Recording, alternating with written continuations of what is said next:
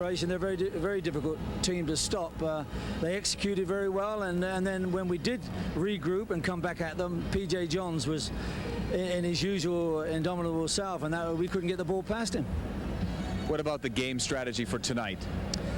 Well, we'll have Ward Hermes back. I think that'll give us more scoring punch. Branko Skoda, I don't think he's going to be ready. The main concern, of course, is the Karic and Marinero duo. How can we stop them? We're going to focus on them, of course, to try to keep them out of the scoring picture, mark them much tighter, and we're going to be putting special players on them to try to keep them out of the game. Well, one of them was inserting Ali Kazamani, because, you know, as it was, San Diego were 4-1 up, and then it was 4-2, but, you know, all of a sudden they're not so adventurous because they've got the lead and they sit back a little bit, and he's one of the few players, I think, probably in the league that can open up, you know, a tight situation for us. You know, he's got excellent vision, hits the early balls, and that's why he was inserted, because San Diego sort of sat back on their lead a little bit. What's the strategy tonight, Coach, for Game 5 here in Richfield? Well, I want to go at them, but I mean, it really depends on how our forwards react. They've got to do a better job of picking up when we turn the ball over. The other night we got caught too many times, people breaking out of the back, and you know, it can't be done. You know, we've got to match up with them. If they can run up and down, we've got to do the same thing. For this year in the Major Soccer League, those are his playoff numbers. 4.71 is his goals against average. He's second in saves, and P.J. Johns is first in playoff saves with 174, and during the regular season had the best winning percentage at 71.4. Goalkeepers have been great in this championship series. Ward Hermes ready to put the ball in play, and no one beside him right now for San Diego. He'll give it up to Paul Wright. We're underway. Game 5. More of a must-win for Cleveland, because if they lose this game, they've got to win 2 in San Diego, and that's going to be a monumental task. On the San Diego soccer side, if they can win this, they would only have to win 1 of 2 games that have played in San Diego. Ron Newman knows that. He's been there before. In fact, when hasn't he not been there? Only once in the last 10 years has his team not been in a championship series in either this league or the North American Soccer League. And there's the Coach of the Year, Trevor Dawkins of the Cleveland Crunch. And based on their thoughts, talking to them before the game, they've got to each have a little bit different approach to tonight's game than the last one. San Diego wanting to be that much tighter and that much more constricting on Marinero and Karic. Here's Marinero, and it comes in a bit wide of Nogueira, settled there by David Banks. We're in the first half minute of play. San Diego and Cleveland. San Diego in the white and blue, Cruncher in the red and black. Here's Hermes giving it up now to Brian Quinn, soccer's assistant coach. Quinn had the game winner in Game 3, blocked by Hagen. Quinn will take it near boards. Now to Banks. David Banks has played in every game, regular season and playoffs. They look for Wright. Johns with a missed kick. Karic to Marinero. This is the most explosive line in the Major Soccer League. Hagen, long ball for Greg Willen, who had the go-ahead goal in Game 4 to Karic.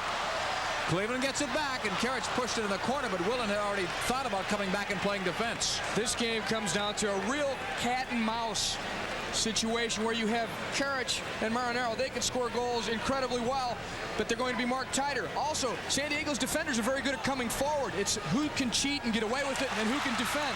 King in a block. He and Quinn shoulder to shoulder. Now it's Kevin Crowe, a 7-time Major Soccer League All-Star. Back towards Quinn. King and around him. Michael King shoots wide, far post. Not a great angle. Here's Andy Schmetzer, and that's blocked by Dougherty, and that goes out of play.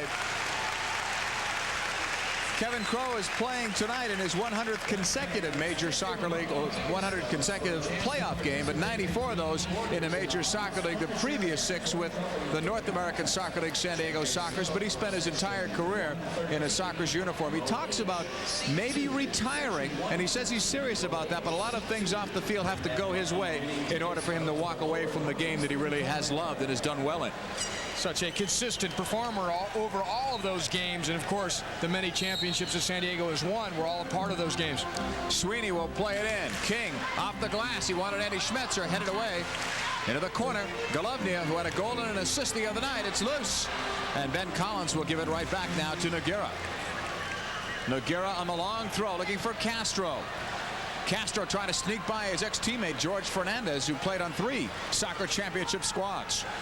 Back it comes to Ben Collins. 20 goals during the regular season from a defender's spot. Off Dougherty, and a handball is called. Your officials for today, or tonight, are Kelly Mock and Essie Baharmista on the floor, and Mike Papora is the third official as Cleveland puts it back in play. Ritzy giving it back to Schmetzer. Up for Michael King, and Golovnia slows him down. Sweeney trying to cut off the pass back to the goalkeeper. Dougherty, quick touch pass to Michael Collins. Collins had a goal in Sunday's game. Now to Paul Wright. Back for Michael Collins. A left footer is blocked by Rizzi. Rizzi fourth in battling for the newcomer of the year, won by Paul Pescasolido of Kansas City. Now it's Wright from Dougherty. Wright splitting the defense. Couldn't get through. Here's Fernandez. Crunch, take it back. No score. 12-13 to go in the first quarter. Left wing pass for Hagen. Hagen, a shot save. Rebound came out. Hagen almost got it, but it is cleared out of play and then hops back on the floor. But Nogueira tested on that. Well, you have to believe tonight that the crowd is going to be a big factor in this game, and they're pushing right now the Cleveland Crunch to get that first goal. But to get that first goal, you've got to beat Victor Nogueira, and watch him spring to his right there. And he's also cheating. He's almost giving up that near post, figuring the guy's not going to try that. And he's reading a pass to the opposite side, but he's so confident in his goalkeeping abilities that he'll still get there, which he did. Marinaro sending it in, blocked by Wes Wade. Wade lifting it towards Quinn, kept alive by Willen. To Karich. Collins right on him. That's Ben Collins. Knocked away from James by Quinn. Johns has to win it, and he does. He read it well. Ben Collins will sneak it back upfield, but we've got a foul. I think Quinn may have run into P.J. Johns. Well, we've had some of this in this entire series. We had a situation when Sweeney was going after Nogueira a few times, and really Quinn doesn't do very much at all. P.J. Johns intelligently tries to make it look worse than it was because he'll try and draw 2 minutes for it. Up to Marinaro, blocked. Carbonara tripped up by Marinaro, and a foul is going to be called on Hector Marinaro. But that initial play by P.J. Johns, very alert. Ladouceur is blocked. Ben Collins, a left footer, and that's way wide. Quinn brings it inside to Ladouceur. They both are knocked away by Bernie James. Marinaro helping out. Now it's Willen getting free. Willen playing with a bad right ankle. Did not practice today. Went for treatment instead, and that won't help the treatment. Very physical in the early going. Not dirty fouls, but fouls nonetheless. Well, you know what's at stake here. It's a championship, and there it is. Jacques Ladouceur trying to get in there on Willen, who uses his body well. Finally, it's Ladouceur who slides across and clips him anyway. Marinaro will put it in play. 11-game scoring streak on the line here for Hector in the playoffs. Hagen. Here's Marinaro, but Carbonara saw him coming. Off the boards, James. Right back inside, headed away, and then James again to Karich. There's really no question that we have a playoff atmosphere here with the crowd, with the fact that both teams are maybe looking to intimidate each other's goalkeepers with some late hits. James in a collision. Now it's Quinn. Nice job of settling that ball. Brian Quinn working some magic, avoiding Karich to Crow. The shot is blocked out of play by Bernie James.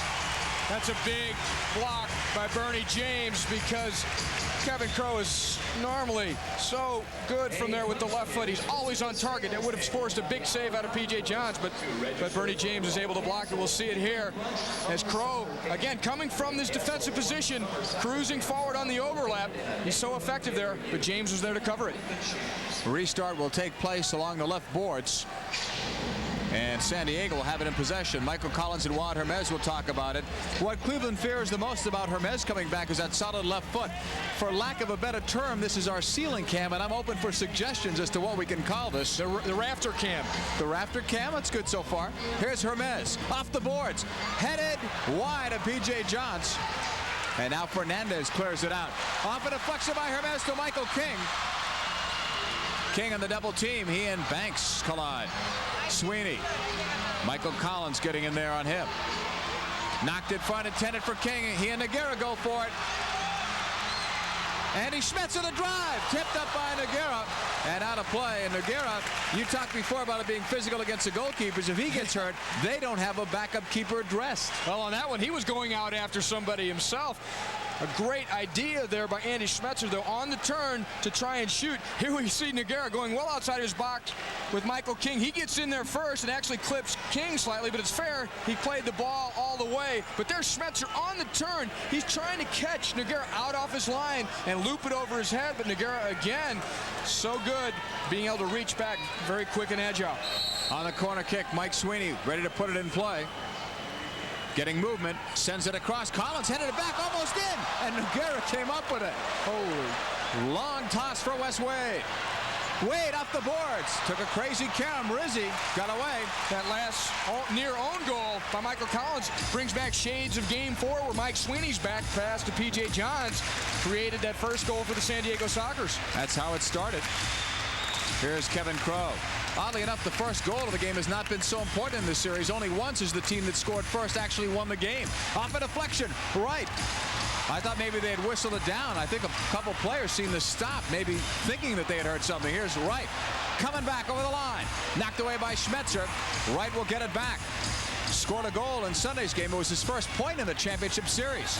And Wright muscled away by the combination of Schmetzer and Sweeney. Wright has had a disappointing series, particularly with a great one he had last year when San Diego took the championship for the third consecutive year. But he is battling. He's a bit hobbled with that ankle injury. Yeah. And normally he's so fast, the fastest player in the league, I think, except maybe for Wes Wade. Long shot knocked away by Johns. Couldn't hold up on the rebound as it's cleared off the scoreboard by Andy Schmetzer. But so that will stop play. Just a moment ago, we saw George Fernandez slide and beat Paul Wright to a ball that I think if Wright is completely healthy, Wright wins it. Yeah, there's no question he has been hobbled. It's hard maybe for the average viewer to see it because we've seen him really motoring in this series, but he has been hobbled by that ankle problem. Brian Quinn ready to put it in play on this restart. And the Sockers are dangerous on all of these dead ball situations. It doesn't matter where the ball is. Corner kick, top of the arc, 50 feet away like it is here. Well, they'll leave it up to Brian Quinn, their assistant coach, who happens to be on the field to orchestrate it. Here he comes, ready to strike it. Blocked by Michael King. Picked up by Marinaro. Lifting it, but nobody there in the run. Willen giving an apology sign back to Marinaro, saying that's a good play. I should have been there. Cleveland already playing with a little more composure than they were in the game 4 early on. They looked so tentative and like the pressure was getting to them. Right. Cut it. Not well enough for Dougherty. He may get a second crack. A knock to Dougherty as Wright was upended by Fernandez. A shot by Dougherty blocked. He may get it back. Left footer blocked again by Willen. Quinn trying to direct it, and it goes out of play. Strong defensive work by Willen there because he made the initial block and still was able to get back to the deflection then to erase any danger there because there were San Diego players looking to pounce on it. Well, you talked about Cleveland being a little bit more disciplined. Remember the other night, all the breaks, the 3-on-1s, the 3-on-2s. In the first half, they were giving up a lot of breaks, and the pivotal players again are Karich and Marinaro. They are not great defenders, and sometimes they're not interested in it because they're so good at other things, but they have to do some of it, or San Diego will take advantage with players running from the backfield. And yet Karich had a t-shirt on today at practice that said defense rules. Did you see that? No, I missed it. That's what it said. He may have bought the wrong shirt. Here's James. He hopes the defense doesn't rule tonight, but he's going to be a marked man as he has been, but he's done so well all year, and especially against San Diego. 25 points in the regular season. No one has done that against San Diego in the course of a year, ever. He's torn them apart. Yeah, and he continues in the playoffs. He's got a special interest, I think, in performing well against San Diego. He had a season and a half out there where things were not going that well for him, and he ended up here, and he's blossomed here even better than he did there. Nogueira with an easy catch here. 8:26 to go here in the opening quarter of play, and it's scoreless. Nogueira. This is game 5 of the best of 7 championship series, which is now at 2 out of 3 basically, as this one goes out of play. San Diego has the home field advantage. They had it initially, lost it when they split a game, and Nogueira and company have gotten that advantage back because they won the first game here in Cleveland. If you look at these two teams and you want to take a look at the type of game that it's going to be, if this is a high-scoring game, I expect the Cleveland Crunch to be able to win it. If it's kept tight and it's a lower-scoring game because of Victor Nogueira, then you're going to see San Diego prevail. Trevor Dawkins knows that, but he'd like to find maybe a happy medium, because if you go forward and try to get goals, the danger is getting burned at San Diego, even though we talked about them being last in terms of goals given up. I mean, they had the best goals against record in the league. They can score goals, and especially on the counterattack. They had plenty of chances against P.J. Johns the other night. He had a stellar performance, but they were also disappointed. They thought they could have done better with many of their chances, particularly in the later stages of the game. And P.J.'s coming out, 18 saves the other day, Sunday, in Game 4. And he came back after a thigh injury in Game 3, where some people thought he may not be able to come back, but got that swelling down in a hurry, iced it for several hours, and he was fine on Sunday, as anyone who is here can attest to. And Ron Newman attested to that earlier. Here's Karich. Where he goes, Ben Collins will be. Collins bothered by a left foot problem, which is going to make it tough for him on a tackle, but he'd like to contain Karich so he doesn't have to dive in there. And he'd not like to start accumulating fouls either, because if he accumulates 3 within the half, he's got to be very careful not to get the 4th one. Castro knocks Karich down. Here comes Castro. A knockback. Michael Collins, a right-footer save by P.J. Johns. Second time he couldn't hold on to that initial shot, but that one was spinning away, and Johns will hang on to that one. He had problems with that because it was a quick release, an early shot before he really expected it. Collins hit it well. Michael Collins will knock it back, and Rizzi was taken down. We've got another foul called. No penalties like we've had previous in this series, but I'll tell you, a lot of fouls in the early going. Things will heat up here. Paul Daugherty the other night had a yellow card in Game 4. These are misconduct penalties, and in most cases, this is for disagreeing with calls. Cleveland 22 times against 8 during the regular season, and in the playoffs it was big time. 13-4 in favor of Cleveland. We have a timeout on the floor. It is still scoreless here in Richfield, Ohio. 7:01 left in the first quarter.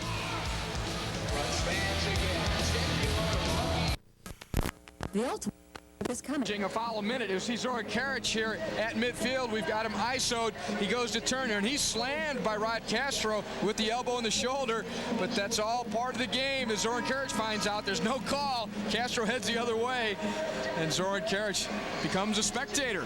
Trevor Dawkins going back to what worked for them all year. Hagen had a sensational year, and he shows confidence because Hagen has not had a couple of good games in this series. He told me this morning that he feels, Hagen does, that he's been paying too much attention defensively to Brian Quinn, and it's taking away from his overall game. Well, and Casamani's like having a secret weapon there that you could unleash at any point in the game. And you know he'll be ready to come on today. Another foul called. Rizzi detaining Wright. So give Marco Rizzi the call. The word righteous shaved out of the head of Paul Wright. This has been quite a series for hairstyles. We've had players like Castro and Quinn shave their numbers in. We had the goatees on several of the players who have since, by the way, shaved them since the series has started. And then Paul Wright's hairstyle. The most intricate one, obviously, yeah. Paul Wright's. More work went into that. A lot of man hours. Here's Paul Wright holding against Hagen. Knocking it in, knocked away by Fernandez. They were looking for Hermes, who's been unable to get off a left footer so far tonight. Hagen pushed down by Michael Collins. And Hagen with a quick restart to Marinaro. Wade using the board so well on the turn. Someone's lost a shoe. That's Wes Wade, but he got up and he kicked it with the other foot. Michael Collins still carrying the shoe, and he's staying out there so as not to hurt his team any. They couldn't make the change. Now they're going to do it. Castro will come on for Wade. Up now for Hermes. Knocked away by Rizzi, and all the way back it'll go to P.J. Johns. Knocking it, intended for Fernandez. Michael Collins heads it back, intended for Hermes. There's Marco Rizzi. Rizzi, a native of Montreal, Canada, still going until that last tackle by Carbonara. He's a tough young player. He stayed with it. Looked promising. Castro ridden off the ball. Marinaro, good job coming back, and they'll need Marinaro and a Karich to come back to keep up that kind of discipline they've got. It can make a big difference in the game, because if it becomes run and gun and San Diego playing that early ball and being able to find defenders overlapping, that's how they score many of their goals. Here's Andy Schmetzer. Schmetzer almost got by Banks. Schmetzer had another solid game in Game 4. Doesn't get that much recognition, but he gets the job done. Here's Brian Quinn lobbing it. David Banks heading it far post, too strong on that header. Castro will pick it up. Castro knocking it back to Brian Quinn. 5:20 left in a scoreless first. Quinn left footer wide. David Banks. It can pay to try the one from outside from time to time. You catch the goalkeeper off guard. He may be screened. There may be a deflection. Inside, Hermes on the turn of the shot. Foot save, P.J. Johns. That was a beauty. Outstanding turn by Hermes. Of course, he goes to the left foot. That's his favorite. Promis hits it. Karich may not. Knocked down by Brian Quinn, and You're pointing like it's a dive. I don't know if that's a timely call or a late call. I couldn't hear the whistle, but David Banks thought it was a dive too. Well, we're not going to hear the whistle much with this crowd, but we see Karich, who slips in behind the San Diego defense, and this is what you don't want to see, but he's trying to shut Quinn off from the ball, and I thought he was obstructing Quinn. Off a deflection. Crow will clear it up, but there was a whistle back the other end. I mean, there's no way Quinn can get out of the way when Karich steps in front of him, and the ball is already out of playing distance. Now, if the ball is at Karich's feet, yeah, he can step into to the path of Quinn's run and legally obstruct. Quinn has 2 fouls tonight in the first half. Remember, he had 3 in that second half of the last game. Dougherty from Wade. Not quite enough on the Wade pass, enabling Willen to help out. Johns upfield now to Karich, looking to turn on Banks. Karich coming back. Brian Quinn. Quickly, he already finds an outlet pass receiver in Dougherty. Quinn always seems to be 1 or 2 steps ahead of everyone else. He always wants the ball. He's the one that has the confidence to make something happen. Quinn will turn on Sweeney. Looks for help. Off the boards with a pass, and Collins was trying to run onto it. Wade blocking it, enabling it to stay in the zone, and now P.J. Johns is up. Rolling it to Fernandez. This is George Fernandez, 242nd consecutive game played. Counting playoffs. Sending it long. All the way back. Here's Golovnia. Brian Quinn against Sweeney. Now to Wes Wade. Wade and Sweeney, a takedown. And the foul is going to be called on Wes Wade. He and Sweeney are locked up. A little bit of muscle there. Tussle on the ball. This game is a little bit difficult to describe right now because it's been flowing fairly evenly back and forth. We see Wes Wade getting tangled with Sweeney and then just lifting him up in the air and dumping him to the turf. Sweeney looking around for the call as well, and then they get locked up there. It's still scoreless with 3:49 to go in this, the opening quarter of play, and that ball was just deflected out of play as we were on that. So a simple restart here for the Cleveland Crunch. Hagen ready to put it in play with Marinaro. Hagen with 35 assists, a career best. Marinaro slides it across. Rizzi will leave it for Bernie James. Back to Marco Rizzi. Rizzi had the starter's job this year at the back and then had a bout with mono, missed 7 games and then lost his job. Played inside, intended for Marinaro. Rizzi was replaced by Kulsdom, and then Kulsdom has a bruised foot, so Rizzi is back in the lineup. Either way, you're not gaining or losing much, as both players did play solidly when they had the opportunity for Cleveland. It's fortunate for Cleveland, and it is a part of their success that they have that type of depth. They've got options in their playing personnel. You could bring on a Casamani for a Hagen. You could switch a few players around and still have some very strong talent out there. San Diego has similar situations. A player like Michael Collins playing quite a bit now because he had a good performance in Game 4. Ladasor going to poke at it, may get another. Back for Michael Collins. Ladasor handles an awkward pass in the corner. James sticks right with him. Michael Collins now to Ben Collins. They played the advantage, and instead of a foul, here's Paul Wright on the turn. Hagen, magic defense against Paul Wright. Hagen very good and quick in the tackle. Long throw to Michael King. Blocked by Ben Collins, and then King goes into the boards. He and Collins swing at each other. Coming back on the right side. Collins' momentum really carried King strongly into the boards. Hermes, the right footer, and it's blocked upstairs. Hermes was injured the other night in Game 3 while he was shooting and had to sit out Game 4. He looks to be hurting just a bit. He doesn't quite have the pace off the mark that you're used to seeing. He's an explosive player. He's got some problems and some tendons in his rib cage causing him. He told me the biggest problem he has is when he goes to shoot, when he really clenches down to crack the ball. He says running's not too bad. He goes changing direction sometimes can be a problem. And that's really his strength, that shot, especially off the left foot. But he said he can handle that kind of pain. He said he'd play tonight if he could help his team. Here's Quinn across. Castro misfired. Hermes said it'd help his team if he thought he was at least at 75%, and he felt good after today's warm-up or practice this morning. Here's Sweeney. Bumped away. In for Dougherty, and Michael King over Dougherty and heads it out of play. We've got 2:15 to go in the first quarter. Paul Dougherty having an exciting playoff series.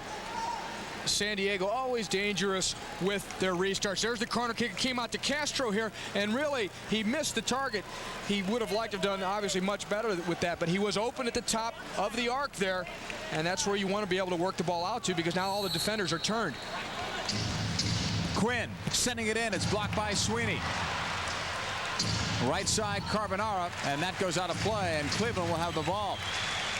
Well, the other night we gave the edge, and the stats didn't bear it out, but the edge was definitely San Diego's in the first quarter. Because of the choppiness of this with all the fouls, it's probably a pretty even quarter.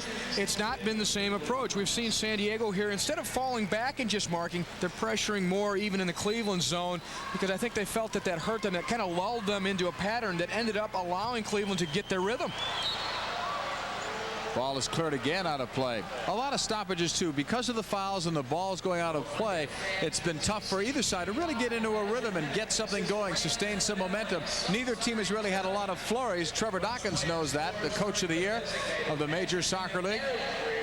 Lost 4 of his first 5 games, then won 18 of 20 at the helm. Rod Castro, right side against Fernandez. Castro inside, blocked. It comes all the way back out towards Kevin Crowe. Less than 2 minutes to go in the opening quarter of a scoreless game. Castro kicked away by Fernandez. Dougherty and Castro each thought the other would get it. Castro and Fernandez still battling. Played in the area, knocked away by Schmetzer to Sweeney for Willen. Willen cutting it back. 3-on-2. Right side, Andy Schmetzer to Karich, and he lost it through the legs of a defender. Wes Wade coming back by Karich. Nice job to bring it to the middle, but too far in front of him. Knocked all the way back. Willen making several great defensive plays just already early in this game in the first quarter. Carbonara's pass. But for all the talk about playing tighter and being more disciplined of the San Diego team, they're playing a more free-flow game, which I think is even more effective. As I said, they kind of locked themselves into tight marking in their own end. Here they're really coming out to play all over the field. Dougherty, and it's poked away. James will get a hold of it. Coming through on the left side, the shot went wide. Rebound Marinaro, tip. Oh, Victor Nogueira with a right hand. That may have caught Wes Wade, too, on the way in. We have a look at the replay. Just some outstanding action here with the ball coming forward. Bernie James playing it through. The first time shot doesn't make it, but here's Marinaro. He thinks he has a goal here because he can put it on target, and it did. It hit Wes Wade right out in front because it may have beaten Nogueira, but here's James streaking forward from the midfield. Support from Ritchie. The first shot there off target, but here's Marinaro, and he knows what to do with these. It was going, and it hit Wes Wade to stay out.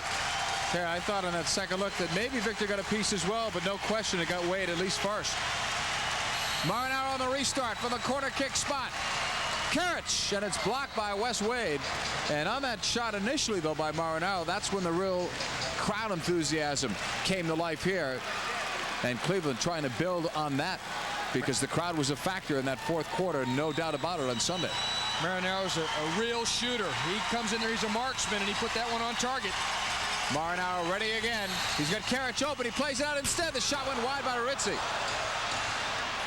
And now it's cleared back the other way. Wade chasing it. Johns came out, knocked it ahead. Ladouceur sends it all the way back. P.J. Johns will get back there in time. Some road work there for P.J. Johns. Bernie James settling it down. Giving it up now to Marco Rizzi.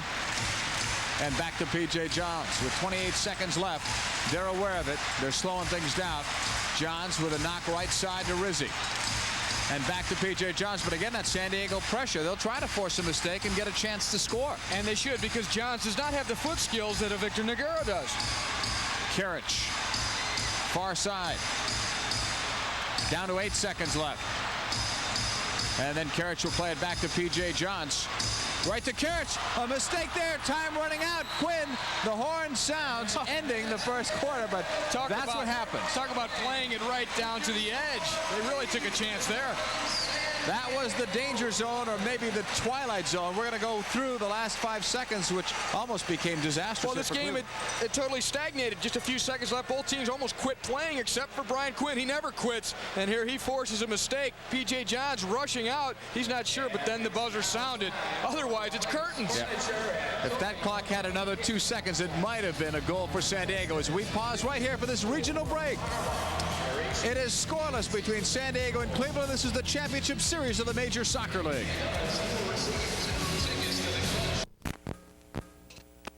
Warmed up and ready for the Stanley Cup Finals on Sports Channel America. See this hard-hitting best-of-7 clash for hockey's ultimate goal exclusively on pay-per-view.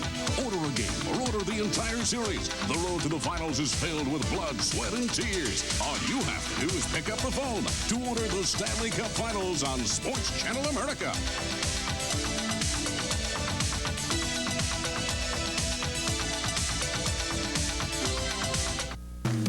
Get up and go. Looking for wild action, lots of scoring? San Diego Soccer's at the Sports Arena. Get up and go. Looking for a night out in the town? May I suggest our games at the Sports Arena? Get up and go. Come on, have a good time with us. It's family fun at the Sports Arena.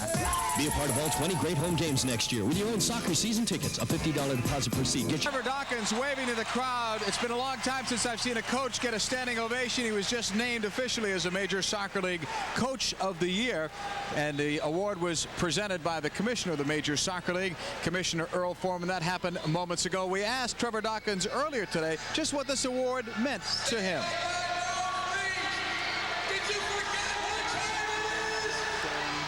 Successful at what I've been doing, but really, I mean, I've got a great bunch of guys to work with, and they've made it real easy. And I think, you know, we got on real well together, felt real comfortable with one another, and I think that's, you know, one of the main reasons why it turned around. They didn't feel the pressures, you know, that some other people had put on them prior to me taking over. And what's funny about that, Ty, is that he will give all the credit to the players. Ask any player, they'll tell you him. They'll give it right back to him. He's an unassuming character. He's just gotten to know the guys, and he tries to get the best out of them. Well, what he did with some players was let them play their game. With others, he took some of the pressure off, and with others, he benched them. So well, he was pretty... well, he does. He can mean business when he wants to, and I think the important thing for a coach is to know when to do that and how much to do that. If you can really pick your times to make your point, and that's what Trevor Dawkins has done. And I'd say as Coach of the Year, the point was well taken. He was 22-9 during the regular season. The team was 7-14 when he took over. And right now, he's trying to get a game up on San Diego to make it a little bit easier for the weekend. Yeah, he's trying to get another ring on that left hand there. Now, Ron Newman has enough rings. He's got 8.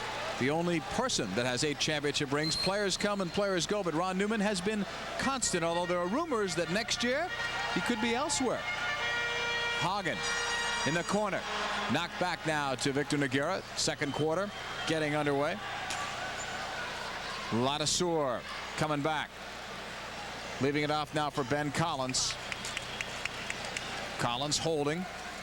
Collins again is a converted attacking player who's become a defender and a fine one and a very important one for the San Diego Sockers with his speed. Coming back, Hagen looking, knocked away, it's loose. And there's Victor Nogueira. There was the recovery speed of Ben Collins getting a foot in at the last moment to stop Hagen's shot. All the way back now towards P.J. Johns, and Fernandez is right there with him. Johns having his best year in the Major Soccer League, and he's been very consistent throughout his career. Was the Defender of the Year with Tacoma a couple years back and always played well with the Cleveland Force.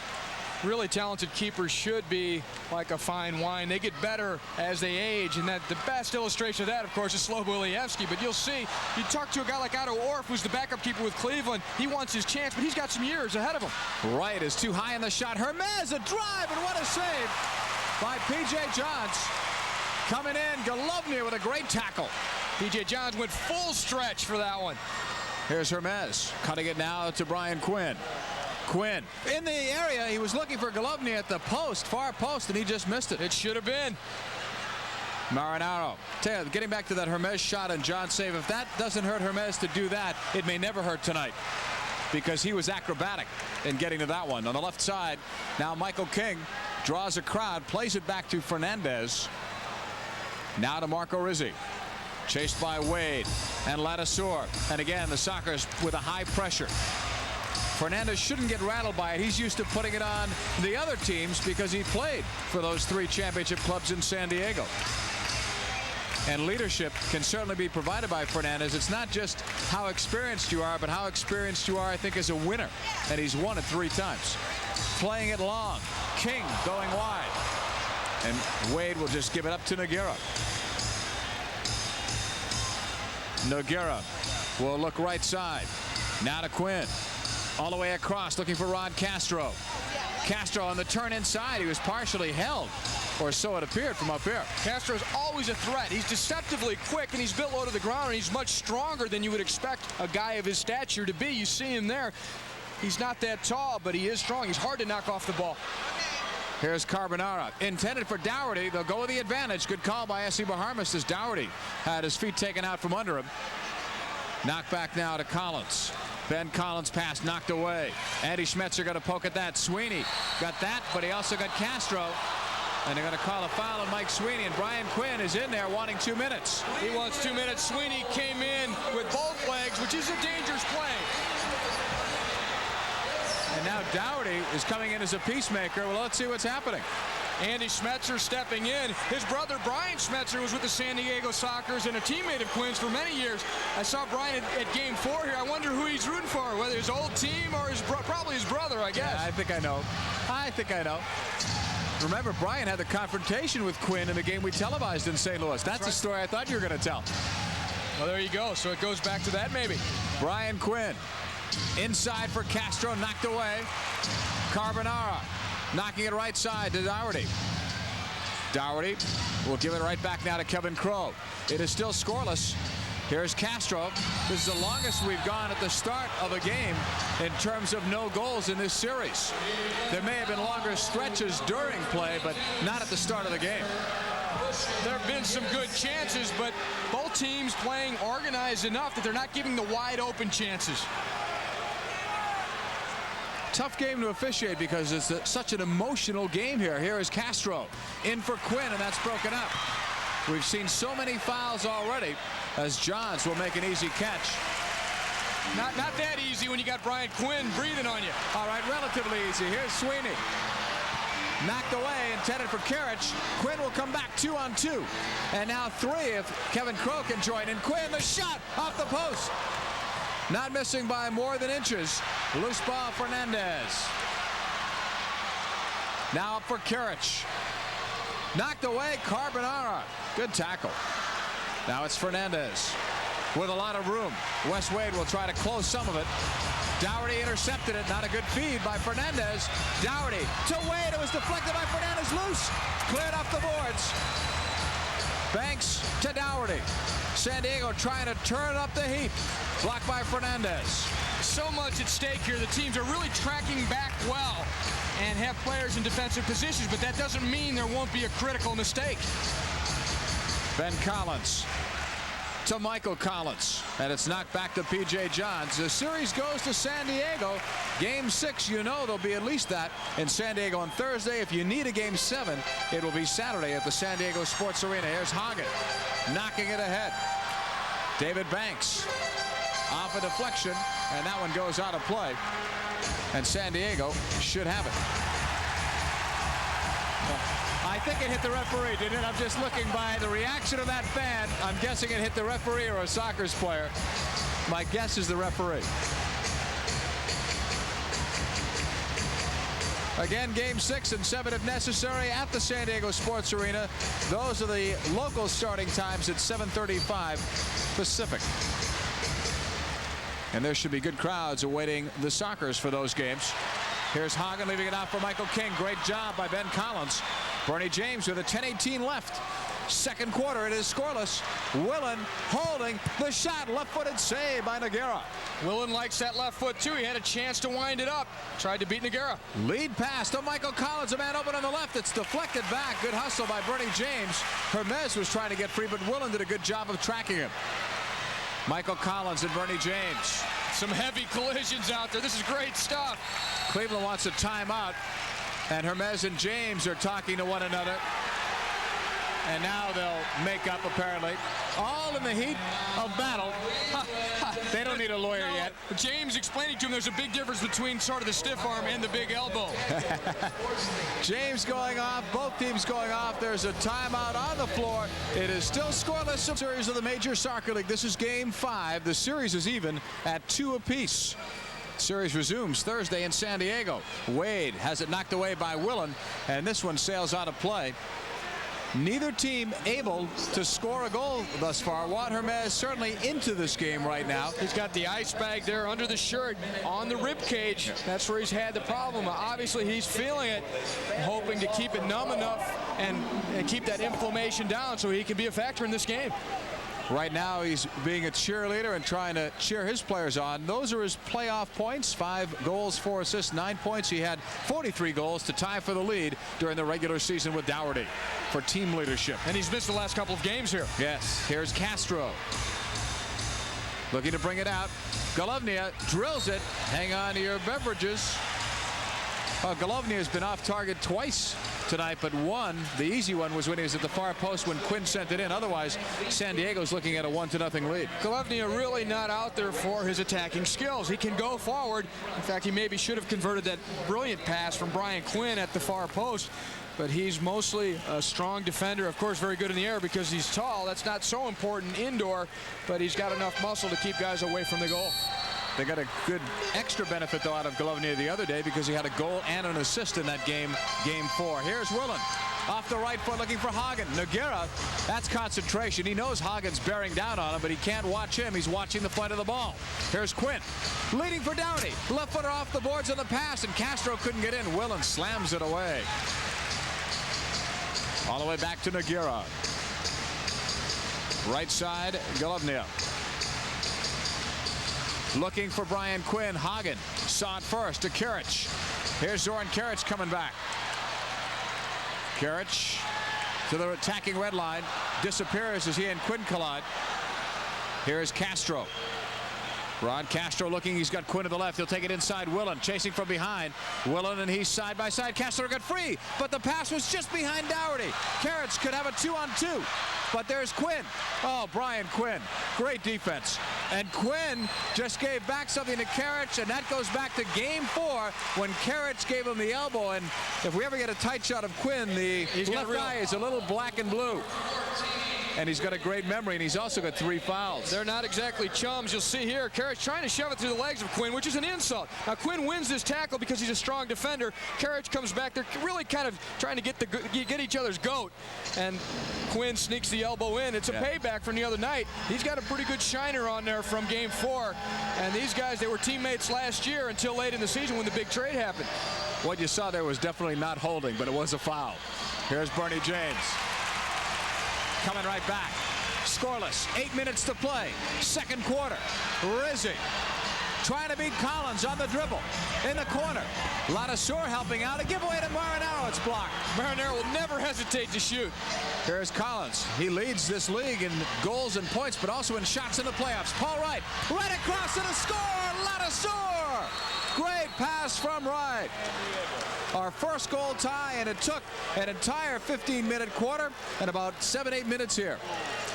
We've been waiting a long time for it, which means it's that much more of an important landmark in this game. If it's an early goal like the one Sweeney gave up on the back pass in the last game, people forget about it. But here, we're halfway through the second quarter, and it's a quick break. Paul Wright coming in on Bernie James, clips the ball to the opposite side, and it's a strong run by Ladouceur to finish it down that blind side, and Paul Wright finds him well with a well-placed pass. The ball rolling well, no top spin on it, anything. He was able to stroke it away then. Jacques Ladouceur. And for the second straight game, that man has scored the first goal of the game.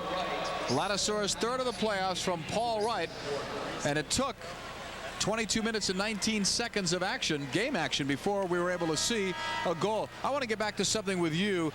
Ron Newman talked about Marinaro and Karic and taking them out. So far, he's done it. How has he done it?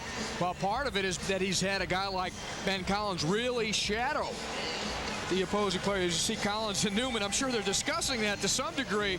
And in the games past, they didn't really name a certain player to mark up man-to-man. It was more or less whoever was there. But I think they focused more, designated a couple guys to really shut him down. And it paid off there in the goal because they were able to stop Karic there. Quinn stopped him with an elbow just before. But it's that quick outlet pass. If you can get Paul Wright open with some space, with his blinding speed, he's going to create problems, and he made a great setup for Jacques Ladouceur. Wade blocking Rizzi and then sprung up and got the ball back. Wade never stops working out there. And a foul is going to be called. I've got Wade as one of the most underrated, unsung players in this league because forget the numbers, and the numbers keep getting better. He does so much more. He's giving it all every time he's out there. It's very obvious. It's real evident how much he wants it. A long pass. Andy Schmetzer had to look over the shoulder. Giving it back up to Michael King. King had the game winner on Sunday. You have to recall, too, in Game 4, Cleveland had not done much at all at this point either. Sweeney. But they are looking better than they did in that first half of play. But still they trail by 1. Long pass the other way. Wade chasing it. Look out for P.J. Johns, who won the race and then cleared it out. I saw earlier Jim Gabarra loosening up, and now Gabarra is ready to come on. I thought in the event that Hermes was not able to give it a full go, but Hermes is out there now, but they are going to use Gabarra and get more players in there. 2 teams played on Sunday, this being Tuesday, and prior to that on Friday. So really it's 3 games since Friday, and that's a lot of wear and tear. And we're starting to see it, I think. It's this game here, again, a little bit more free flow than what we saw the other night. Not quite as tight, and I think the players are a little fatigued. 3rd game in 5 nights. Castro outside of Kevin Crowe. Looking for Castro in the corner. It went free in front, and now Fernandez off a couple of deflections. Nogueira coming way out. A right-footed pass, and he hits his man Castro. Castro has very good balance. He can take the hit and still stay on target. Hermes, another guy with good balance, plays it back now to Crowe. But how about Nogueira, able to spot a target? It looks like he's just clearing it, but he's got an idea and a man in mind. Hermes held it for Gabarra. 18 caps on the U.S. national team, although he did not get a chance to go to Italy. He helped the U.S. qualify. Nogueira is coming out. Sweeney's chasing. Long pass in, and Hermes cleared it with Woolen there in the area. Hermes trying to beat P.J. Johns. Well, Nogueira would have had an assist, and he's got more than anybody else anyway. He strikes the ball so well. I'm surprised Sweeney didn't go after him again there, but this ball is placed perfectly in behind Woolen, out in front of P.J. Johns. It's a difficult ball to deal with because he's trying to turn all at once, and it's coming in high, but Hermes tried to just change the direction enough to beat P.J. Johns. And the ice is being applied. It looked like Woolen misanticipated it. It looked like he was ready to go up and jump and then lost it. He misjudged it slightly. The ball just carried more than he expected it to. P.J. Johns and the crunch trail 1-0. 5:58 to go in the first quarter, and Karich bumped by Ben Collins. I think Collins got his money's worth there. He got the message through. He doesn't have 2 minutes, but he was able to slow down Karich. Hagen blocked. That can lead to some fatigue too if you always get a piece of somebody. But again, the Sockers don't want to get into foul trouble that could lead to penalty problems. Remember, if an individual gets 4 fouls in a half, he sits out 2 minutes. Now Quinn has 3 at this point in the first half. Remember that Cleveland Crunch power play, #1 in the league at better than 46% during the regular season. Carbonara plays it back. Now Woolen off a deflection. Karich, the shot, it went wide. Marinaro knocking it back for Dave Hagen. Holding all the way across to Fernandez. Knocking it. Karich to turn Ben Collins, a great tackle. Woolen in the corner to Fernandez. Karich turning. Triple team. Knocked away. Not out yet, and now it's Ben Collins, and we've got a foul. And it's going on Fernandez, but Karich, or at least his teammates, may second guess the fact that he held on in that much traffic. Karich can dance with the best of them in very tight spaces, but that time he was just overwhelmed. There's a time to do that when maybe everyone's expecting pass and you suddenly dribble instead, but we're going to see the foul here. There's Collins in behind Karich, trying to drape himself around him as best he can, but other guys have to come in and help, because if you leave someone one-on-one with Karich all night, Karich is eventually going to score some important goals. And Ben Collins continues to be a hero for the San Diego Sockers. He had some help there, though. Gabarra coming in, as well as Carbonara. Collins. And right. Look at Dougherty try to sneak in, but James will clear it away. All the way back to Nogueira. 4:38 remaining. First half, we're going to attempt to talk to the captains of, or the captain of Cleveland, Mike Sweeney, and the assistant coach, Brian Quinn, coming up at halftime. Stick around for that, as Ben Collins will play it back to Nogueira. I keep wanting to call Quinn the captain because he was the captain before, but now as an assistant coach, he cannot be. Dougherty has it knocked away by Rizzi. And it comes all the way back to Nogueira. San Diego very content here to keep this 1-goal lead. They don't want to open this game up. They really do respect the attacking power of the Cleveland Crunch. Of course, Cleveland have set a record all time for most goals by a team in this league. 322. Here is Wright bringing it back. Right in the neutral zone, right side. Dougherty coming back. Left footer off a save. P.J. Johnson just going to hand out. That's an incredible save because that ball was placed so well down low. That's the toughest ball to get to of any type of shot. P.J. Johnson extended himself and got down too, which is tough for a bigger goalkeeper. Ty, you saw San Diego changing the pace a little bit. Isn't that what got them into problems the other day, or can they afford it here close to the half? Well, they need to be able to do what's going to work in each situation. Newman was talking about that with his team before the game. We saw their meeting at their small practice session this morning, and he was emphasizing to his team that they know what to do in every situation. They are prepared for every situation, have dealt with it before, but they have to keep the concentration to know when those situations present themselves. So you have to be able to vary your game. Don't get stuck in this. It'll work here, but don't get stuck in it. Castro and James. Castro trying to get by, and Bernie gives him no room along the boards. Long toss upfield to Marinaro. Heading it in stride to King, knocked away, and there's Kevin Crow. And quickly they look for that counterattack. Guevara with Hermes left, the shot. Oh, it was a hard one, and Johns with a save. It was a dipping shot. It had a little bit of a knuckle to it, which nearly fooled P.J. Johnson. And again, Guevara working with the element of surprise. Johns may have expected it to go to Hermes with that strong left foot. Along the boards, Hagen getting it back. You know why it was not going to go to Hermes? Because the Cleveland defense was leaning over towards her, respecting Hermes' left foot. Andy Schmetzer is free for the moment to Willen in the corner. King the shot, deflected wide. Willen chested down Schmetzer, and I think he got it. Well, dangerous play. Andy Schmetzer might have liked the advantage there. He did take a kick to the chest. And look at the ball placement, and Karic immediately comes in to take it. With 2:13 left in the half, a 1-0 lead for San Diego. They've got a two-man wall, almost three. Everyone on their feet now. Look how far out Nogueira is. He's a gambler. Karic to Willen, and he put it upstairs. But you could see what Nogueira was trying to do with Karic. That's the guy that they were worried about. And even you could see, at least from our angle, Nogueira had plenty of time to get back. And also, if the ball is played out towards the top of the box, which it was, Nogueira has a better angle to shut down and make the save. So we'll see them here preparing with it. It's Karic here looking around. They have to respect his shot, but here comes the pass. And it's drilled here. Nogueira is well out off of his line, giving the shooter much less of the goal to look at. I hope you folks at home are enjoying our indoor blimp shot as Golovnia plays it back to Victor Nogueira. It's a 1-0 lead here for San Diego. Ladisor with his third goal of the playoffs from Paul Wright. On the steal, and the pass up for King, knocked away by Crow. Golovnia getting by one. The pass intended for Wade causes problems. Andy Schmetzer with King open. Nogueira's coming out. Blocked. Empty net. Fernandez's shot blocked in front. Blocked again by Wade. King blocked in front. The turnaround by Schmetzer to Sweeney. Bodies are flying everywhere. Willen. They let play continue as Wade was crunched. Fernandez to Andy Schmetzer.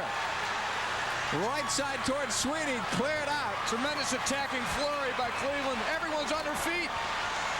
Fernandez coming back. Nice cut inside. And shot taken wide. And again, that net was open for a split second. What's happening? Wes Wade saved another goal. He saved one in the first quarter. He did just there as Nogueira was out of position. None of these seats here are being used by the fans. They're all up. Played inside, and it's headed away. But here's Sweeney going down, but right back up. Golovnia with a block. Karic bothered by Guevara.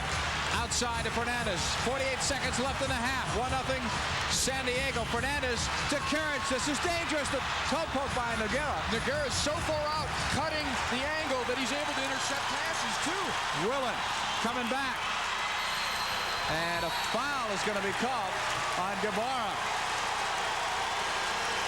Jim Guevara getting that foul. And I think the players are just glad that there's a break here.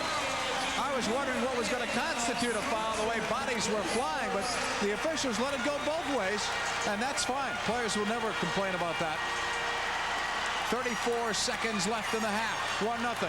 San Diego as Ty Keel makes his way down to the field for some halftime interviews. Here's Karich getting set. A two-man wall that Karich says is not 15 back. Plays it in anyway. Deflected right side. Michael King. Shot deflected. King again. Blocked in front by Golovnia. Who's going to keep track of the block shots tonight? What a stat that's going to be. Here's Johns to Rizzi. 20 seconds left in the half. Intercepted. Ladisor. Now to Paul Wright. That ball has been in San Diego's zone for about the last minute. Here's Hagen. It may head back there. Toward Marinaro. Hector the shot. Save Nogueira. What a great turn and shot from Hector Marinaro. And Victor Nogueira is glad that it's halftime.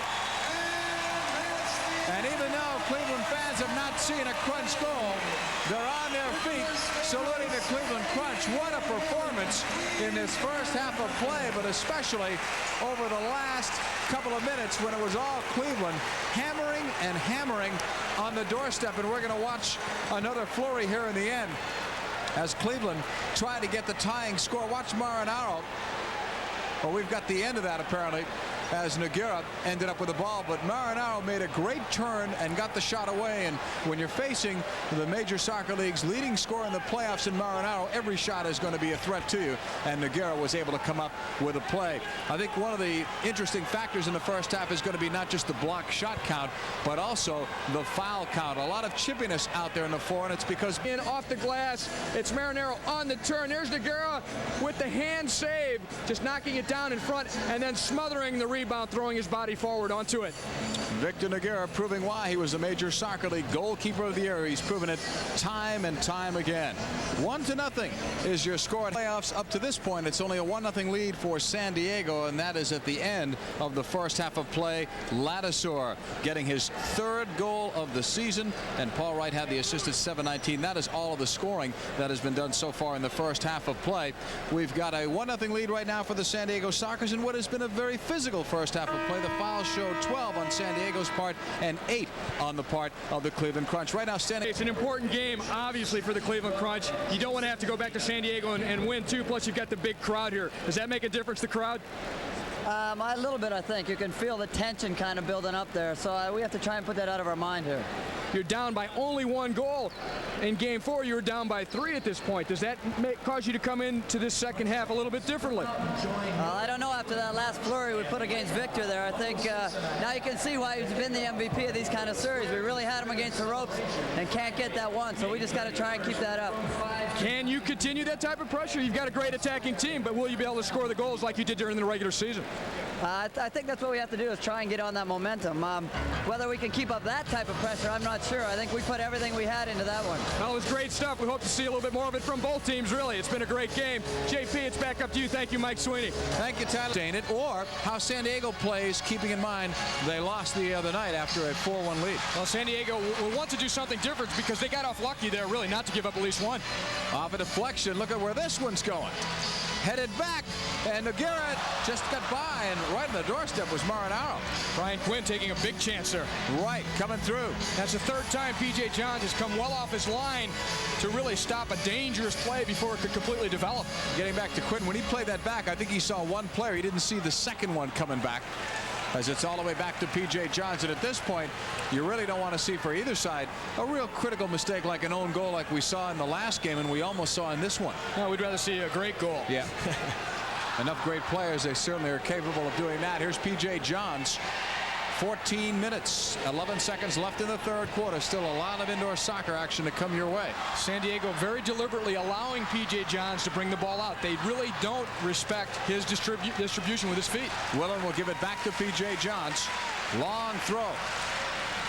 Intended for Karich, and Ben Collins has put a blanket on him for a good part of this game, but he's had some help. Quinn takes it right side of the field. Quinn starting fresh like everyone with fouls. He had 3 in that first half of play. Ben Collins. Now to Rod Castro. Castro in the corner. Disappearing as he and Willen had a slight bump, but nothing more. And now it's Bernie James. Better than 1,000 block shots in his Major Soccer League career. He and Wes McLeod of Dallas tied for the lead in block shots this season. James with an awful lot of experience but has never played on a championship team in the major soccer league. Played for the Edmonton Drillers back in the NASL indoor. They were champions. Timo Liakowski, the former Cleveland coach here for the Force, was the coach there. Kai Hoskeby, Sweeney played on that team. Karich lifting it in. Marinaro with a header, and he has scored a lot of goals off the header all year and in the playoffs. Almost picked off by Karich. Dougherty almost making a critical error. Up the left wing for Ben Collins, and look at how San Diego sprints to join in the attack. Ben Collins on the cut. Pushes it nicely to right, and it's blocked by Bernie James. Cleveland may have numbers. Marinaro to Karich with Sweeney. Breaking for the far post.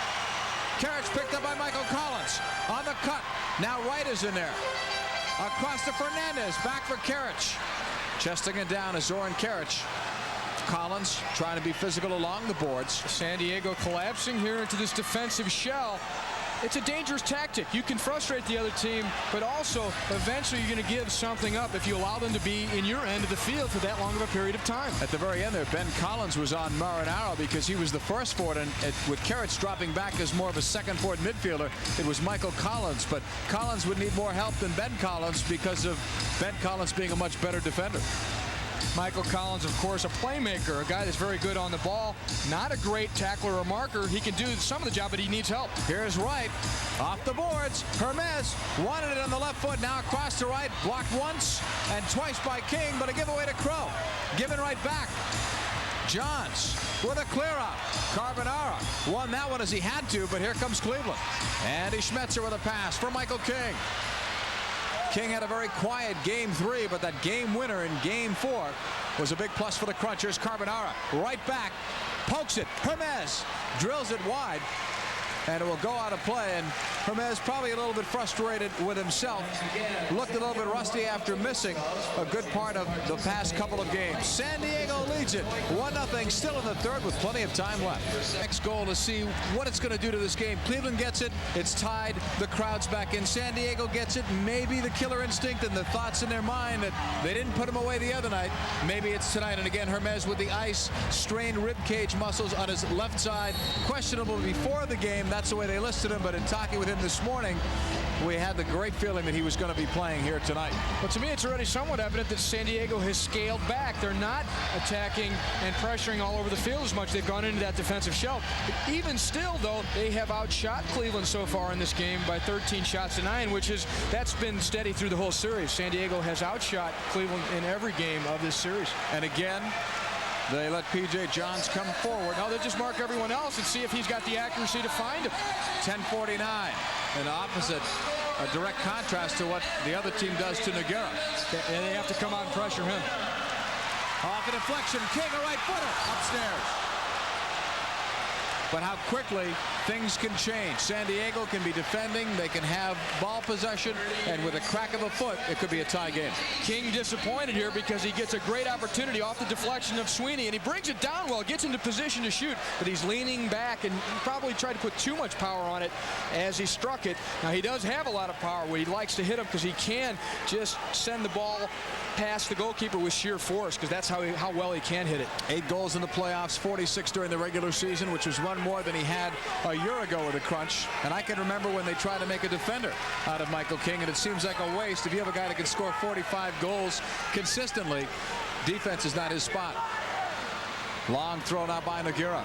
Castro getting by Fernandez. Off the boards, it's wide.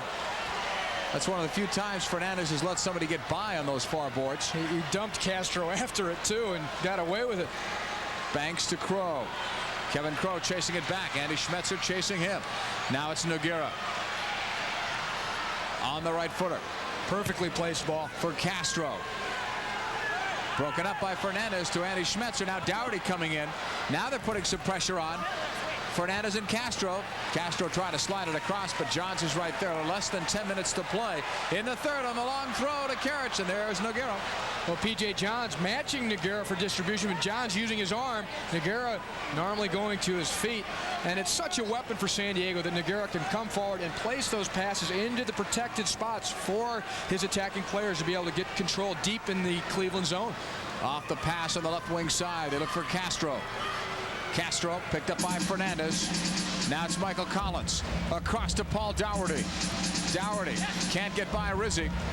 And now it's P.J. Johns again. Dougherty only 5'2".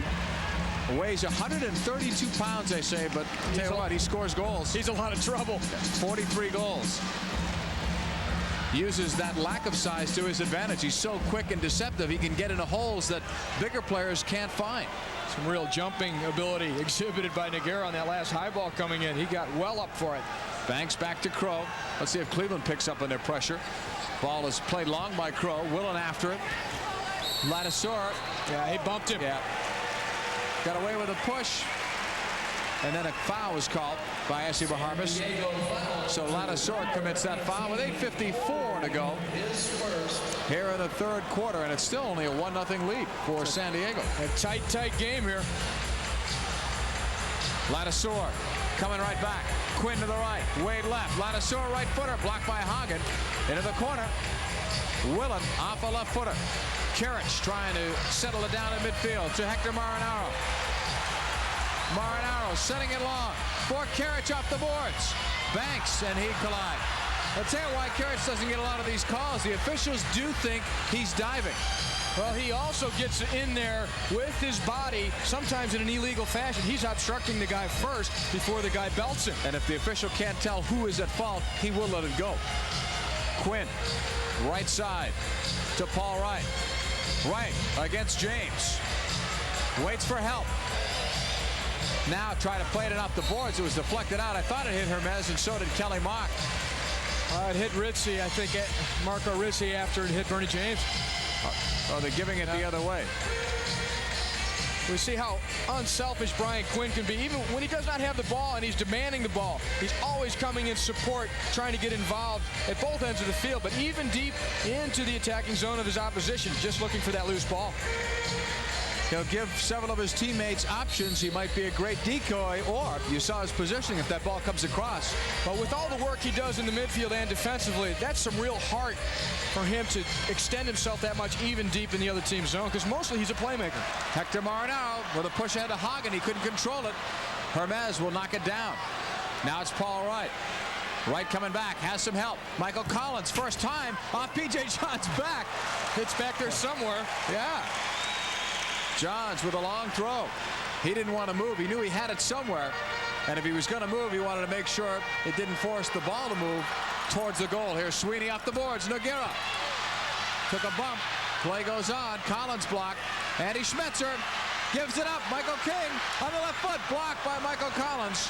Some timely blocks for both teams today, but especially San Diego. And I think back to that last flurry in the first half. Some pretty good defense by Paul Wright and Michael Collins there, because Michael King was really working himself into a good shooting position. Still 1-0. We've got the top offense of the Cleveland Crunch, and they've yet to score against the league's best defense.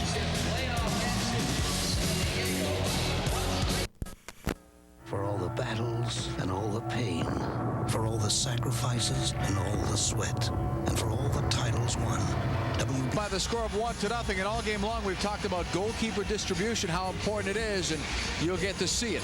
It's not just about stopping shots and making great saves or having low goals against average. You're also the first attacker in your team, the guy that when the counterattack starts, you're the one that's going to engineer it.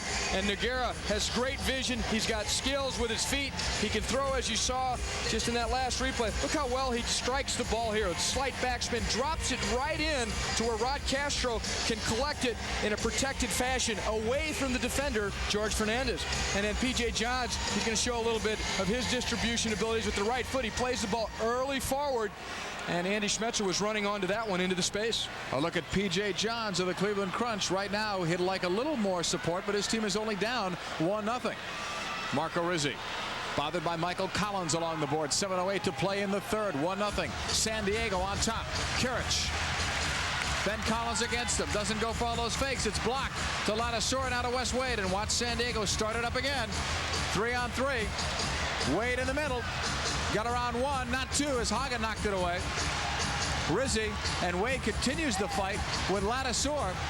And now Hagen jumping in and deflects back almost to Wade. Fernandez lost it, and Wade couldn't get it. John saved himself. That's not a save, but he made a great tackle. Otherwise, forget it. Wade would have had a clear shot, and Collins call for the foul. Hagen made a great tackle just before at midfield, but then the ball squirted loose when it got away from George Fernandez. Zoran Karic, of course, getting a lot of attention. You see Ben Collins, of course, always in the screen with him if he can be, not letting him play. But here's George Fernandez. Thought he had it under control. It slipped away. Johns, ever alert, slid out. And then it's a loose ball here along the boards. Zoran Karic wins possession and then is dragged down from behind by Michael Collins. Willen intercepted. Coming back. But it's hard to believe that we're looking at the highest scoring team in the entire league being shut out at this late stage. We're more than halfway through the third quarter of this game. We told you a stat the other day, when offense, the best meets the best defense. The last 4 times that's happened, it's been the offense that has won those series. Here's Karic coming back. Wade couldn't get him. Karic across to Willen. The shot was up high again. And for Cleveland, the limited chances that they have been their own worst enemy tonight. Well, they've been a bit off target. You remember Michael King. You see this one by Willen, who does prefer his left foot, but it's a nice ball out by Karic. Nobody really expected it. Willen is there, and he just gets underneath the ball and sends it flying.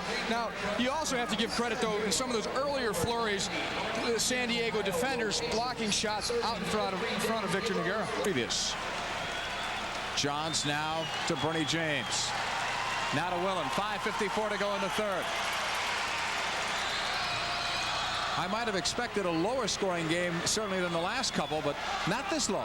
Here's Quinn down to Dougherty. We still have time, too. You can tell, though, that the fans are getting a little bit concerned. They're used to seeing their Cleveland Crunch come out and score them by bundles. Quinn holding it. Now sees the full field, gives it across to David Banks. 5.5 to go in the third quarter. Both teams very explosive, though, so you could see goals happen in a flurry. The other night, Castro had 2 himself in 38 seconds. Pikuzinski had a pair in 40 seconds the other night. Wade, 2 in 29. And that's just individuals. Hagen to Willen. Coming right back with some room. Quinn chasing him from behind. Willen gets a nudge.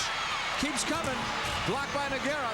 And Nogueira got whacked by Willen in the side. Play continues. Here's Paul Wright coming back. Nogueira slow to get up. Wright in and out. The shot blocked by James and right back to Johns. But Dougherty following it up.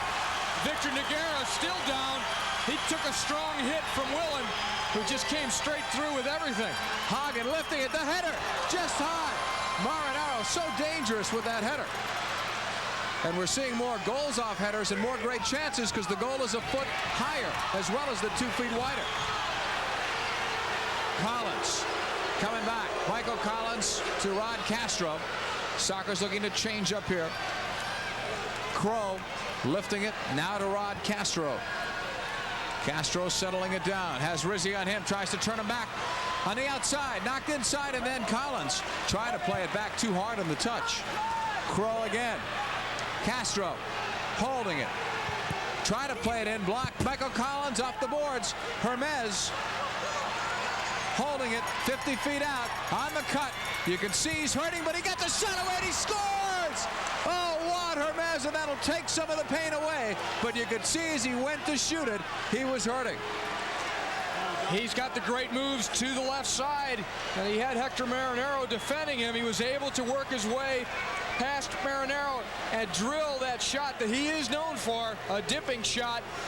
P.J. Johns a little bit disappointed in the defense played by Marinaro, but this is a good move here as Hermes cuts inside, makes a double touch, and then just cracks it low using George Fernandez as a partial screen too. But Hermes, if he's got that much time to wind up that left foot, he can put it away. As we see here, Marinaro tried to get a foot in. Now look at this, how well placed and how it's dipping. Now P.J. Johns, he wanted Hector Marinaro to do a better job in defending against Juan Hermes. And P.J. Johns, such a great game that he's been having. He's so frustrated to get beaten on a goal at this point in the game. We'll see the move here. There's Marinaro sliding, but Hermes keeps his balance and picks the corner. Back in live action now, it's Ladasor. And let's see what that goal does to both of these teams and to the crowd. Rizzi leaving it out for Sweeney. Lobbing it in. Nogueira can't use his hands out there. Lifts it. Where's that one going to land? Sweeney in the air to win it. Crow. Sweeney gave up a lot of height. There's going to be a holding call. Sweeney against Golovnia. Golovnia stands at 6 feet. Sweeney at 5'7". Here's a long throw out, and Johns is coming out. He just barely got to that ball. Oh, he really took a chance there. Where does he go now? He's fired up. He wants to win this game badly. He's mad about giving up that last goal. As you saw, he tried to take it out on Hector Marinero, but it was a great move. That's a good player who knows how to score goals in this league, Wad Hermes. He just beat Marinero. Marinero could do the same thing at the other end, and he'll more likely be really wanting to after that second goal that his team gave up. Paul Wright will give it off to Collins. Ben Collins now to Paul Dougherty. Dougherty bumped. Willen will get it. 2:53 to go. Third quarter. 2-0 San Diego leading it. Ben Collins heads it down, but right at Andy Schmetzer. To Michael King. What a job to receive that ball. Off the boards. Hagen, a shot. Score! Hagen!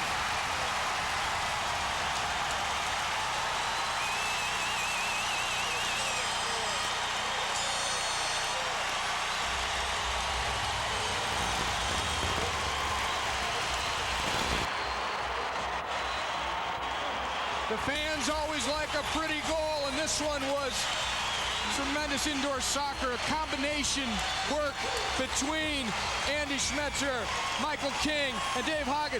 The ball played in from Schmetzer to King, a strong run to the corner, and boy does he use the boards effectively here.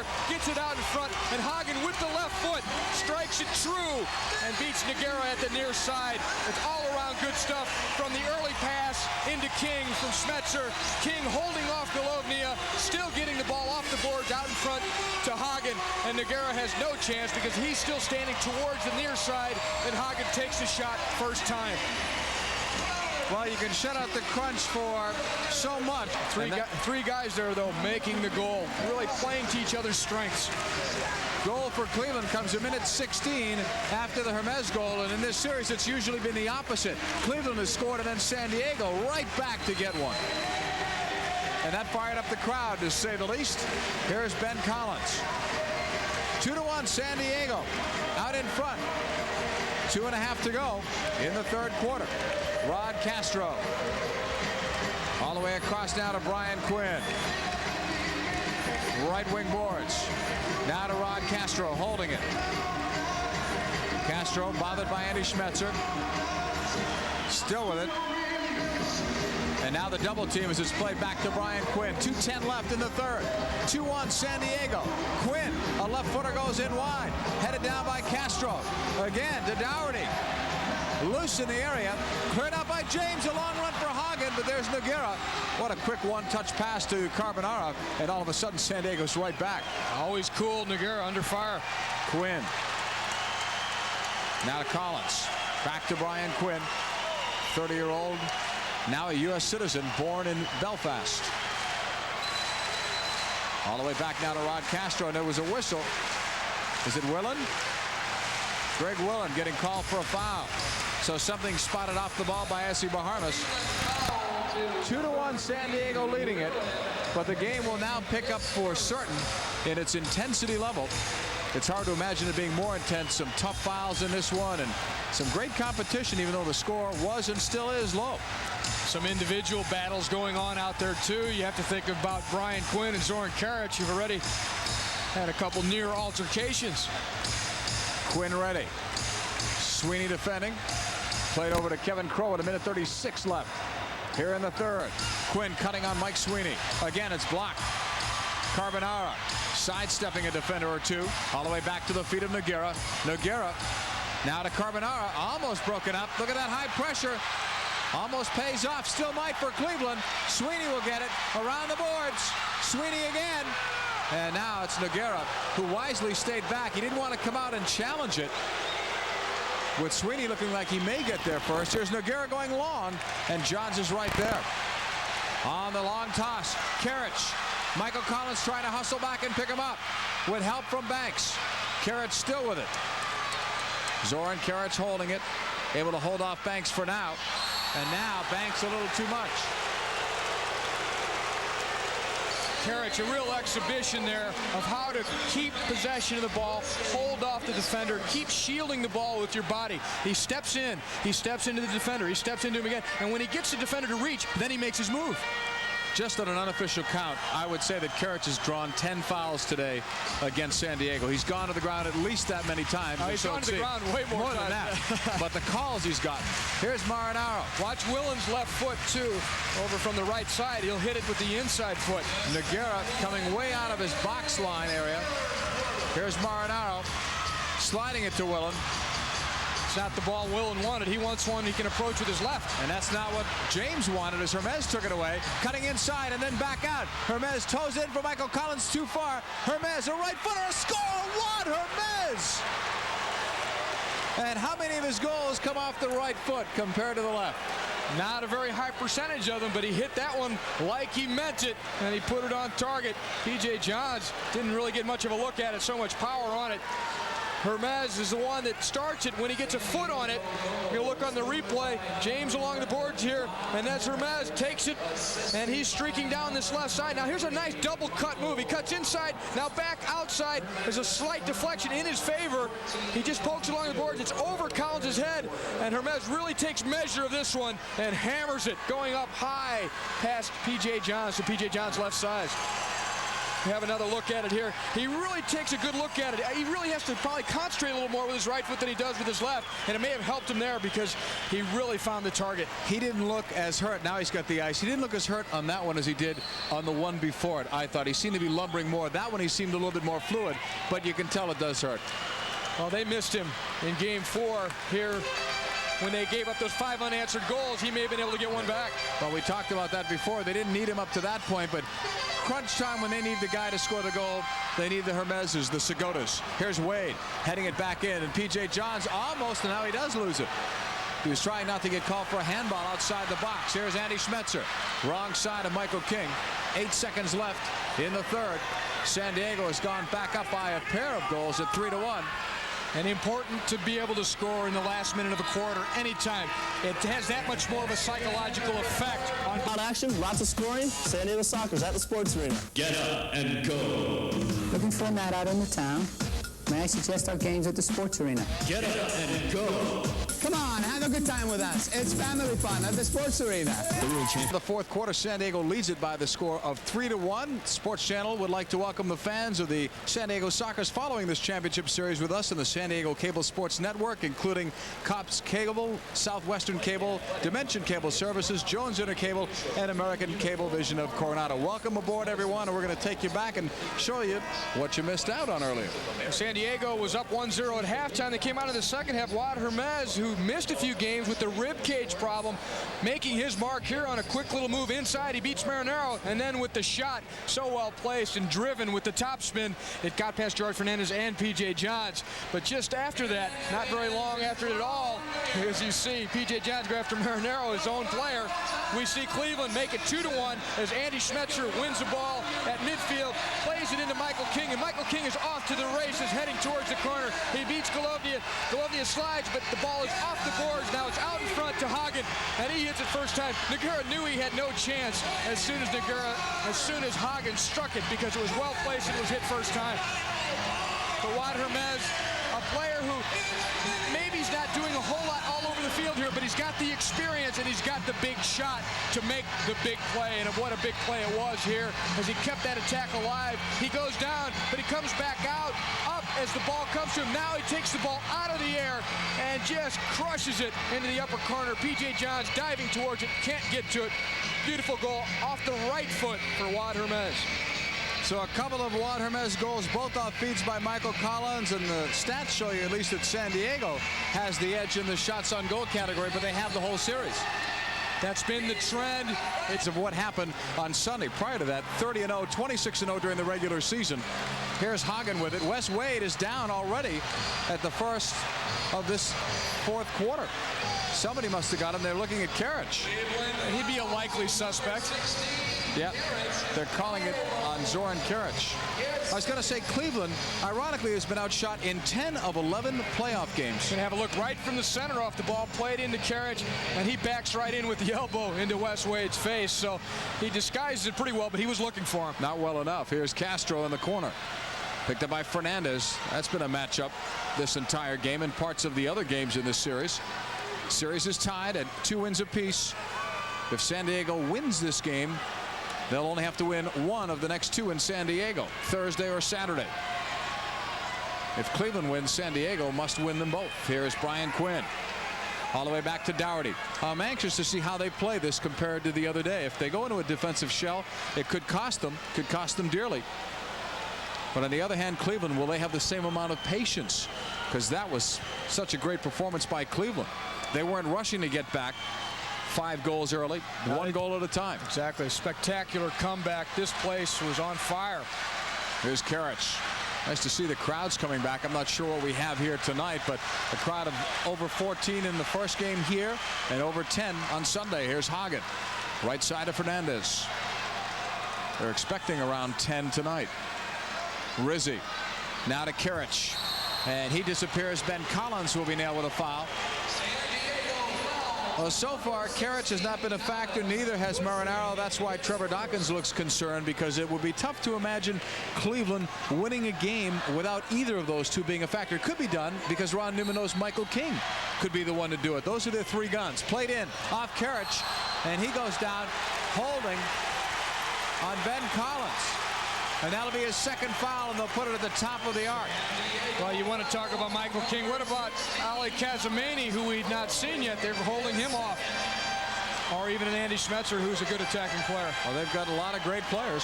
Here's Karich on the restart. 2-man wall. Nogueira straight out. Karich fake. Marinaro deflected. He gets another crack. It's wide. The header towards Fernandez. Castro winning it. Now to Brian Quinn. Castro knocked down by Rizzi. Rizzi will come up with the ball. 3-on-2. Rizzi, the shot too high. And Karich is a little bit upset that he didn't get a pass on that. Rizzi is confident in that left-footed shot. We've seen him take a few before, but he rushed that one. He wanted it too badly, and because of that was a bit off balance when he strikes it. But he wins the ball here with some great fighting and battling at midfield. Rushes forward. Karich wants the ball over at the opposite post, but Rizzi feels like he's got the momentum going towards goal, but he did rush the shot. I'll tell you what was interesting, too. He purposely walked away from Karich. He didn't want to hear what Karich was going to say to him. He knew it. He's heard it before. Still saying it. It's like a broken record. Yeah. But as he walked off the floor, other guys congratulated him because they liked the initiative that he took. Yeah. And it's not as predictable. Well, they're trying to settle Karich down, too, and get him focused on the next play. Don't worry about that one.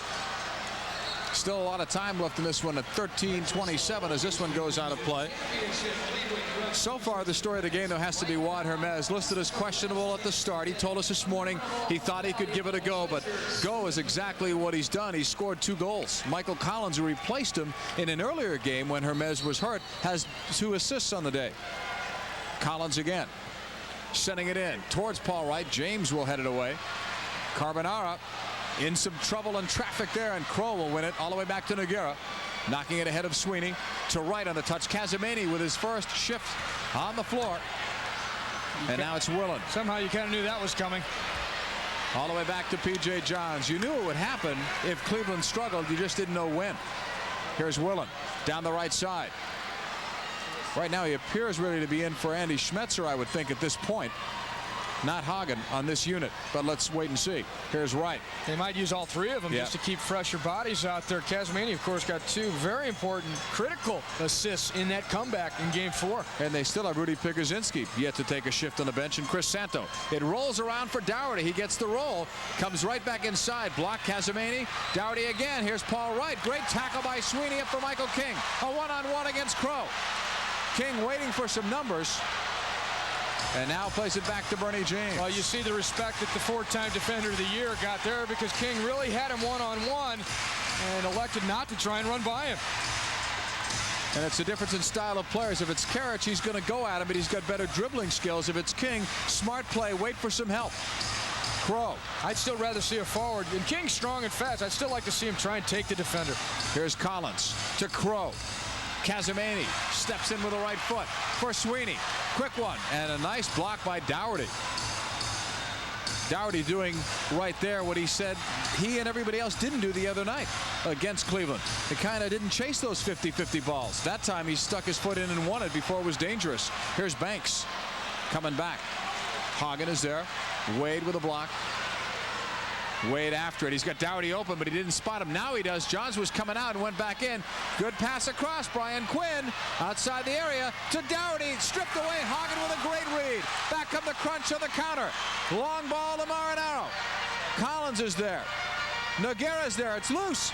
It hit Nogueira right in the face after Marinaro tried to lift it, and it's rolled out of Ben Collins. Well, Dave Hagen saved a goal there as Quinn was about to pick out Dougherty for a tap-in, really, and then that counterattack was a very near goal for Cleveland as Marinaro had a chance. We've got Karich, of course, back in with a mix-up with Brian Quinn. We're going to have another look at as they collide at half field.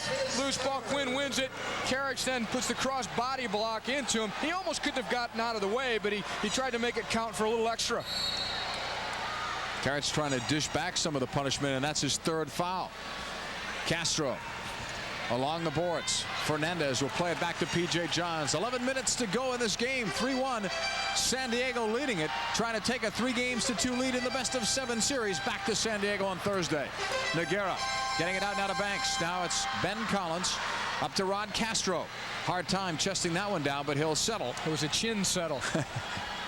Here's Brian Quinn. And now Castro again. Back to Ben Collins for Brian Quinn. Movement on the part of San Diego, and they beat a couple of players. Castro the drive. It's wide. Great chance. That could have put some daylight between the two teams. Again, San Diego not finishing. P.J. Johns has played well in the series, but San Diego not finishing when they've had good open chances in the corner. Banks with a flick. Hagen getting that one away. Cleveland right now in a little bit of disarray. They're stretched out across the field. They're not cohesive. They're gambling a little bit because they have to. Therefore, they're not in as close of support to each other when they're trying to win the ball. 10:07 left. Fourth quarter. 3-1 San Diego. Nogueira going long ball for Paul Wright. Wright bumped by Willen. Bumped twice by Willen. And Wright a little bit slow to get up. And now the best he can do is almost hop away. Well, what we're watching here perhaps is, and it's still early, too early to tell because there's some great players out there, but Cleveland really used so much energy and so much emotion in that comeback in Game 4. You wonder if they really have enough of it left to make a similar type. And it's a smaller comeback. It's only down by 2 here. But you wonder how much is really left there for them to be able to make that kind of move again. How about the energy? And Sweeney talked about it at the end of the first half when you said, can you keep up that kind of pace? Yeah, well, that was some great attacking soccer because they wouldn't say no, but still they were not rewarded. Hermes off a deflection. Now it's Hagen. Michael Collins sticking a foot in. On the right side, Golovnia stumbling with Marinaro, and it's deflected out of play, and they'll give the ball to San Diego with a 3-1 lead and 9:51 to go. But San Diego playing this one far better than they did on Sunday. They're taking some offensive chances. They're not laying back. They're playing the 50-50 ball, and it's going to make it tougher for Trevor Dawkins to work some magic here, but he does have the players to do it. And magic it may take, because when you go back to really look at the whole situation, the success that the San Diego Sockers have had, that winning mystique, the momentum that they take and experience that they take into any playoff situation. Ron Newman has been behind it all along there. You've got guys like Brian Quinn and Kevin Crow. Hermes have been a big part of it too. Golovnia sending it in long. Now it's Collins. There's something extra there for the San Diego Sockers. Collins with a shot too high. He may get the rebound. The shot deflected just wide. Now it's Golovnia. Strong in the air. Rizzi won it. But again, look at the San Diego effort. Even though they lose it, they try to get it back. Didn't happen Sunday. So far, they've learned their lesson. So far. But there's still 9:26 to go. And remember, earlier in the game, we saw 3 goals by these two teams in 3 minutes and 19 seconds. And Cleveland had 5 unanswered goals in just over 5 minutes on Sunday. 3 players that I'm sure you did too, as we look at the shots on goal totals that show San Diego in front. A lot of the players even admitted to me later that they thought they were done, but they never stopped trying, obviously, or it wouldn't have happened. But they had some bad feelings. Quinn to Wade. And Wade with a chance, and Johns makes a great save. Carbonaro trying to get through. Big save there as Wes Wade got a beautiful through pass from Brian Quinn.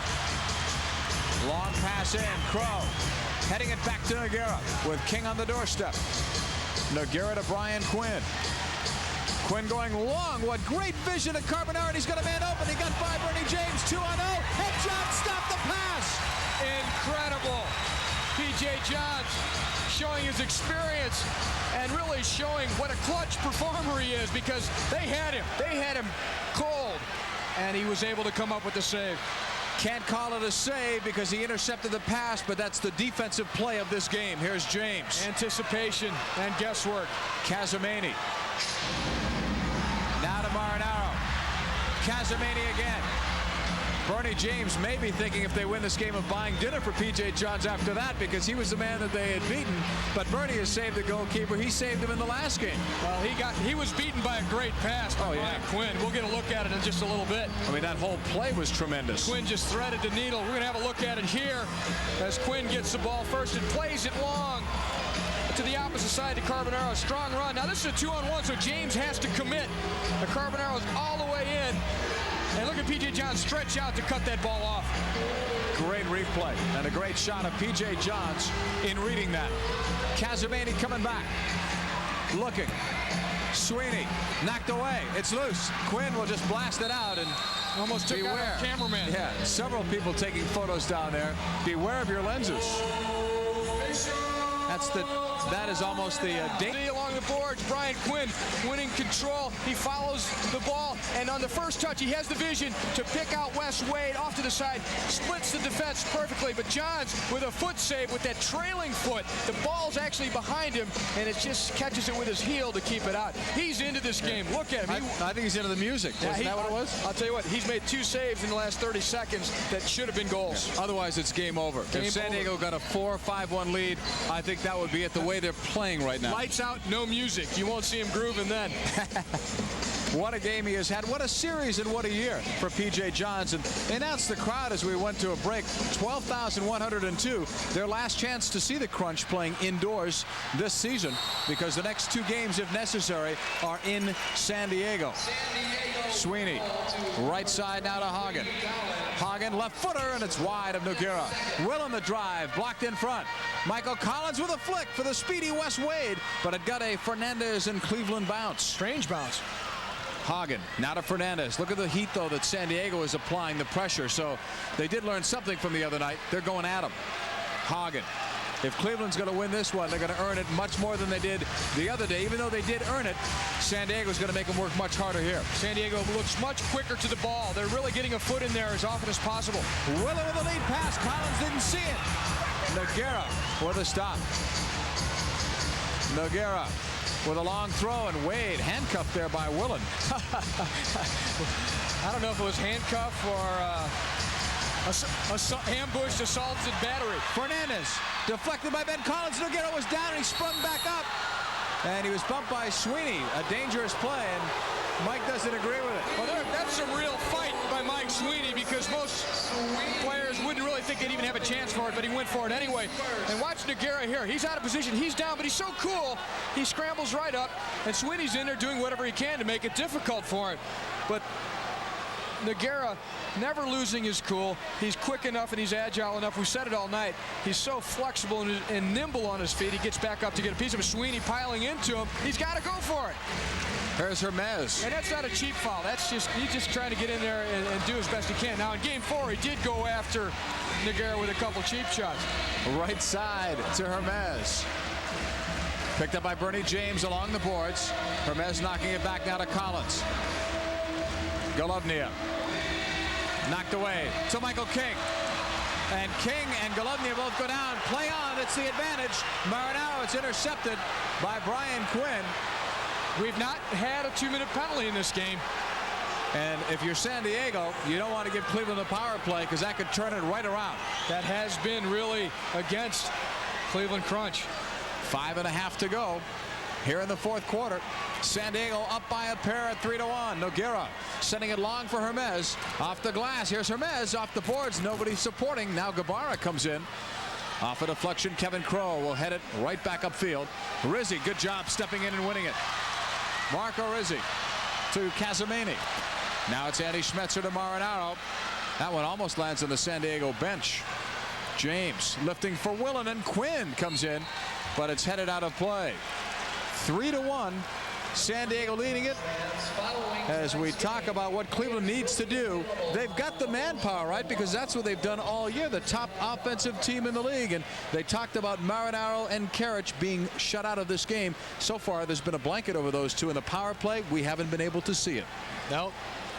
Bad sign for the Cleveland Crunch. Only one goal with 5 minutes and 2 seconds left in the entire game. They've only managed to put one past Victor Nogueira. Well, the Crunch has been a good road team, especially when they started winning games, so they could conceivably win 2 out there, but they don't want to make it that much harder for them. The odds are certainly against them, but they were a good road team, especially again at the end of the year. They had a horrible start on the road, but when they made the coaching changes, they did so well later on. Game 6 and 7 for those of you out on the Coronado. Hope you're enjoying this one. Right now you probably are, because San Diego leads at 3-1.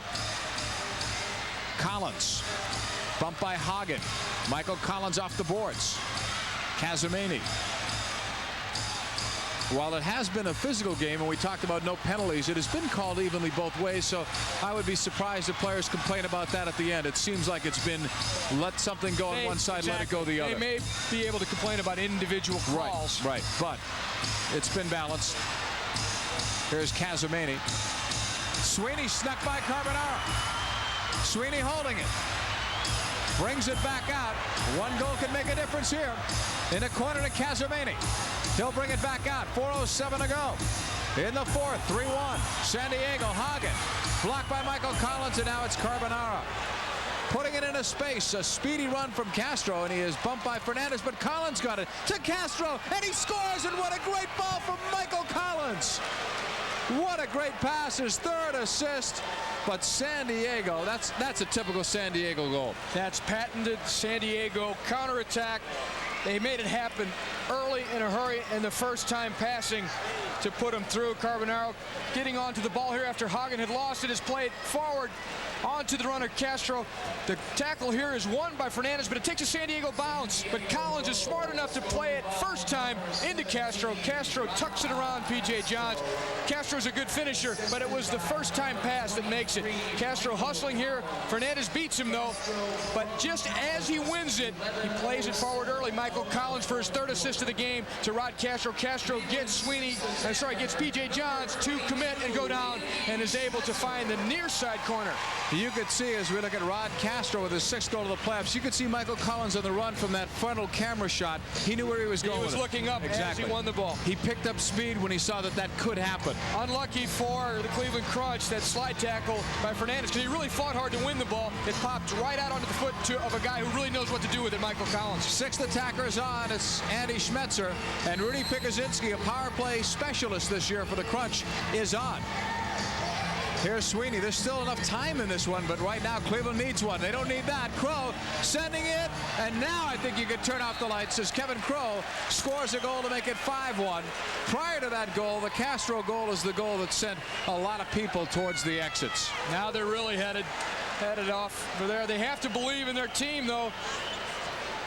Nobody can really expect to go out to San Diego and win 2 games, but these guys could do it with the attacking power that they do have. The ball given away here between Schmetzer. He puts it right onto Crow's foot. He's trying to get back in position, but Crow is very good with his left foot. Places this one almost perfectly. Schmetzer just hoping that it might hit the post there and come back out, but it didn't. And now it's a 4-goal lead for the San Diego Sockers. And now, instead of a 6th attacker, they will use Otto Orff, who's got some better foot skills than P.J. Johns has. So in this case, they know that they can't afford to give up any more goals like the one Crow scored. So maybe Otto Orff can come out and maybe try to do a Nogueira impression.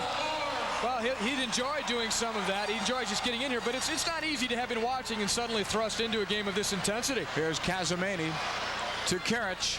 Zoran Karic holding it. Back outside, Otto Orff. Nice cut to Karic. Outside, Casamini. Bringing it inside. Still with it. The shot. Great save. Victor Nogueira just got the hand up to block the effort of Casamini. And it looks like another day at the office for Victor. Casamini's so deceptive. He's taking players on, and he just kind of sneaks by him and somehow still always finds the ball, gets out for the quick shot. Nogueira is good enough for it, just barely, though, because he didn't know where it went after it deflected off his hand. There's Casamini, who can work magic with that soccer ball. He's a very skillful and talented player. And on this restart, Karic is over there, ready to take it. 2-man wall set up with Gabar and Quinn. There's Zoran Karic. Tied for 2nd in scoring this year with Preke, and 2nd in MVP honors. Tied there with Quinn. Lifted far side. Smacked once by Sweeney. It's blocked out by Collins. Should be a corner kick from the opposite side. That's an important block because Collins at that far post is the only one guarding it. Nogueira's not there yet. You'll see a look at it right here. The ball is set up in the corner for Cleveland. They'll take it. We won't see it because we got to see the next one. Nogueira, that's his view of it as Karic is ready to put it in play. Karic, right corner. Sends it outside Marinaro. Right back to Otto Orff. Pressure by Crow enables the steal, and Banks sends it long. Sweeney hustling back. So is Brian Quinn. Sweeney turning it around the boards for Otto Orff. Quinn, look at the pressure he puts on. 3:02 to go. Fourth quarter. Sweeney sending it off the glass. Banks with a block. Brian Quinn has so much drive. He's, from the first minute to the last minute of the game, total intensity. Mixing it up if he has to, making the smart play when he needs to. Nogueira sending it long. Headed away by Casamani. Now it's Ladouceur. Jacques Ladouceur started it off with a goal at 7:19 of the second half. Here is Gabara right across, and Wes Wade will finish off the Cleveland Crunch. It's academic now, just what's the final score going to be. And it's a tough way for Cleveland to play their last home game in front of 12,000 plus. A finishing clinic being put on by the San Diego Sockers. The Cleveland players with their heads down. San Diego should be proud. They've come in here in a tough building to play in, big crowds against them, and won 2 out of 3 because this one is basically over. There's Wade whacking Sweeney on the turn and the tackle, and then Gabara playing a very nice ball then for Wes Wade to blast into the far side of the net. Otto Orff not able to get there in time. P.J. Johns has to be frustrated on that Crunch bench. None of these goals obviously go against the goals against average, but he never worries about that. He worries about wins and losses because really that's what it's all about. And Johns has been a winner in this series and in the Kansas City series. Absolutely, and he could sue really for a lack of support in that. You're not going to win too many games in this league if you only score 1 goal. Rizzi with it. Well, the defense rules, remember, that's a shirt that Zoran Karic wore today, and it was a bad omen because the defense has ruled, and Karic doesn't even have a point yet. Here's Pikuzinski, tackled by Golovnia. Out to Hagen, the drive, tipped. And I don't think Nogueira really saw that until the end. Nogueira is so casual about his abilities because here's Pikuzinski. Look, he's standing straight up. He knows he's fast enough to still get to the ball if he needs to. Now watch it. This is a hard drive by Hagen, and Nogueira just kind of swats it away as if it's an annoying insect. It's sort of like the excuse me save, and Ron Newman has seen that before many a time. 6 of the last 7 championship teams have been coached by Ron Newman. What a dynasty. 8 rings to his jewelry collection, going back and counting 2 indoor soccer leagues. North American Soccer League and the Major Soccer League. Right side now it is Karic. 6-1 San Diego. Karic drills it. I thought that was more of a frustration shot than almost anything else, but he's had a tough night. There's some long odds on that one, but if anybody can do it, he could. I saw him practicing that this morning at training, and from that bad angle, he'll get that ball to swerve and sometimes catch that upper corner. That time it just sailed high and wide. You did train with those guys today. Did you tire some of them out or what? No? No, I doubt it. Yeah, I doubt it too. I saw you running. So you watched enough of it to know that. I saw you sprinting. I may have been using up too much of their oxygen. Yeah. Here's Victor Nogueira, 6-1. He's got the lead, but this one may seem like a relatively easy one when you look at a box score tomorrow, but it wasn't. Now, they've worked hard all over the field, and that's been the difference. They couldn't quite do that in Game 4, and they finally caved in.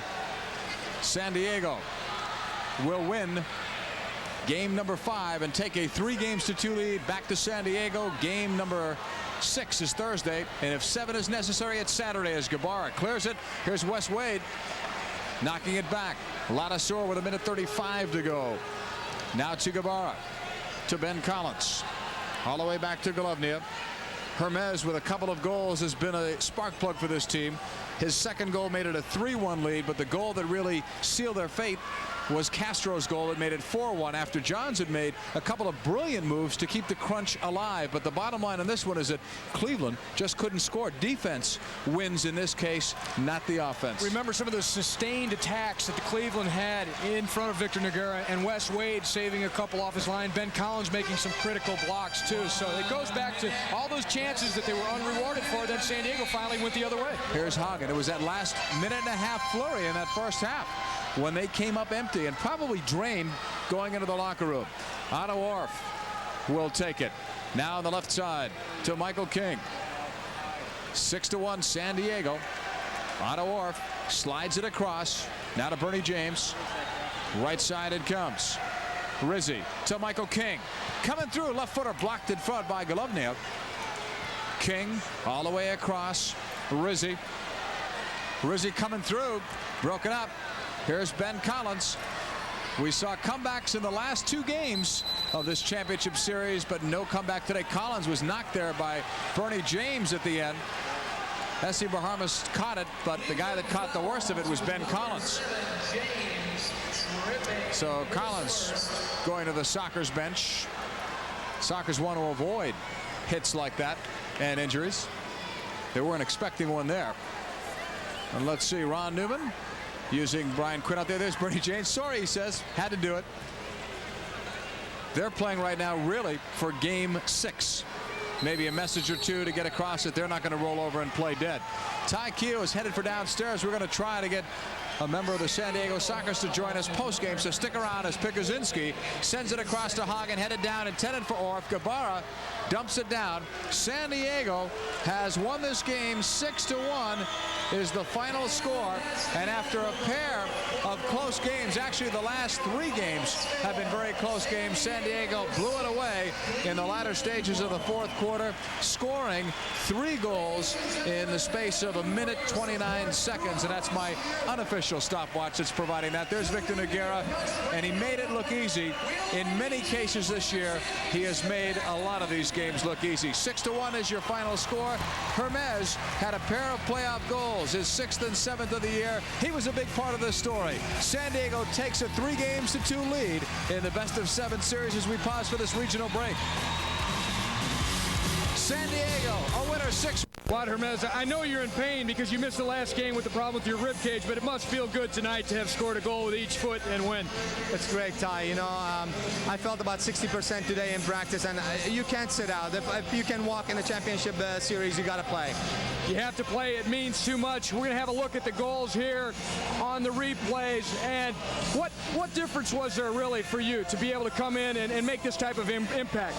Well, I think, you know, I've been known that I score goals, and, you know, I think our team needed that lift a little bit, because if you see the last game, our defenders did a great job, but they're the ones who scored the goals, and we needed one of our forward players to come through for us. You know, and luckily I came through for the team tonight. What about your second goal? You came up with a big right footer. I know you're especially proud of those. Well, I am very proud, especially the hard work to steal the ball from Bernie James and then go to the top of the box, and the ball bounced perfectly for my right foot, and then I just had to take that shot. I felt my rib right after that, but you know, the pain goes away when you score a goal and put your team on the scoreboard. It was worth it, wasn't it? Thank you, Wad Hermes. We'll send it back up to John Paul Della Camera. Thank you, Ty. Congratulations to Wad Hermes. He had a special game. Time to say our thank yous. It's been one heck of a year. We've had some great games brought to you here over Sports Channel America, and while sometimes we haven't had everybody intact, most of these games were well produced by Kevin Shank, directed by Lou Ranoni, and our thanks to the league office, John Griffin and Brad Robbins from the Public Relations Office. For Ty Keogh, I'm John Paul Della Camera. We say so long as San Diego wins it 6-1. Good night, everyone. Straight. So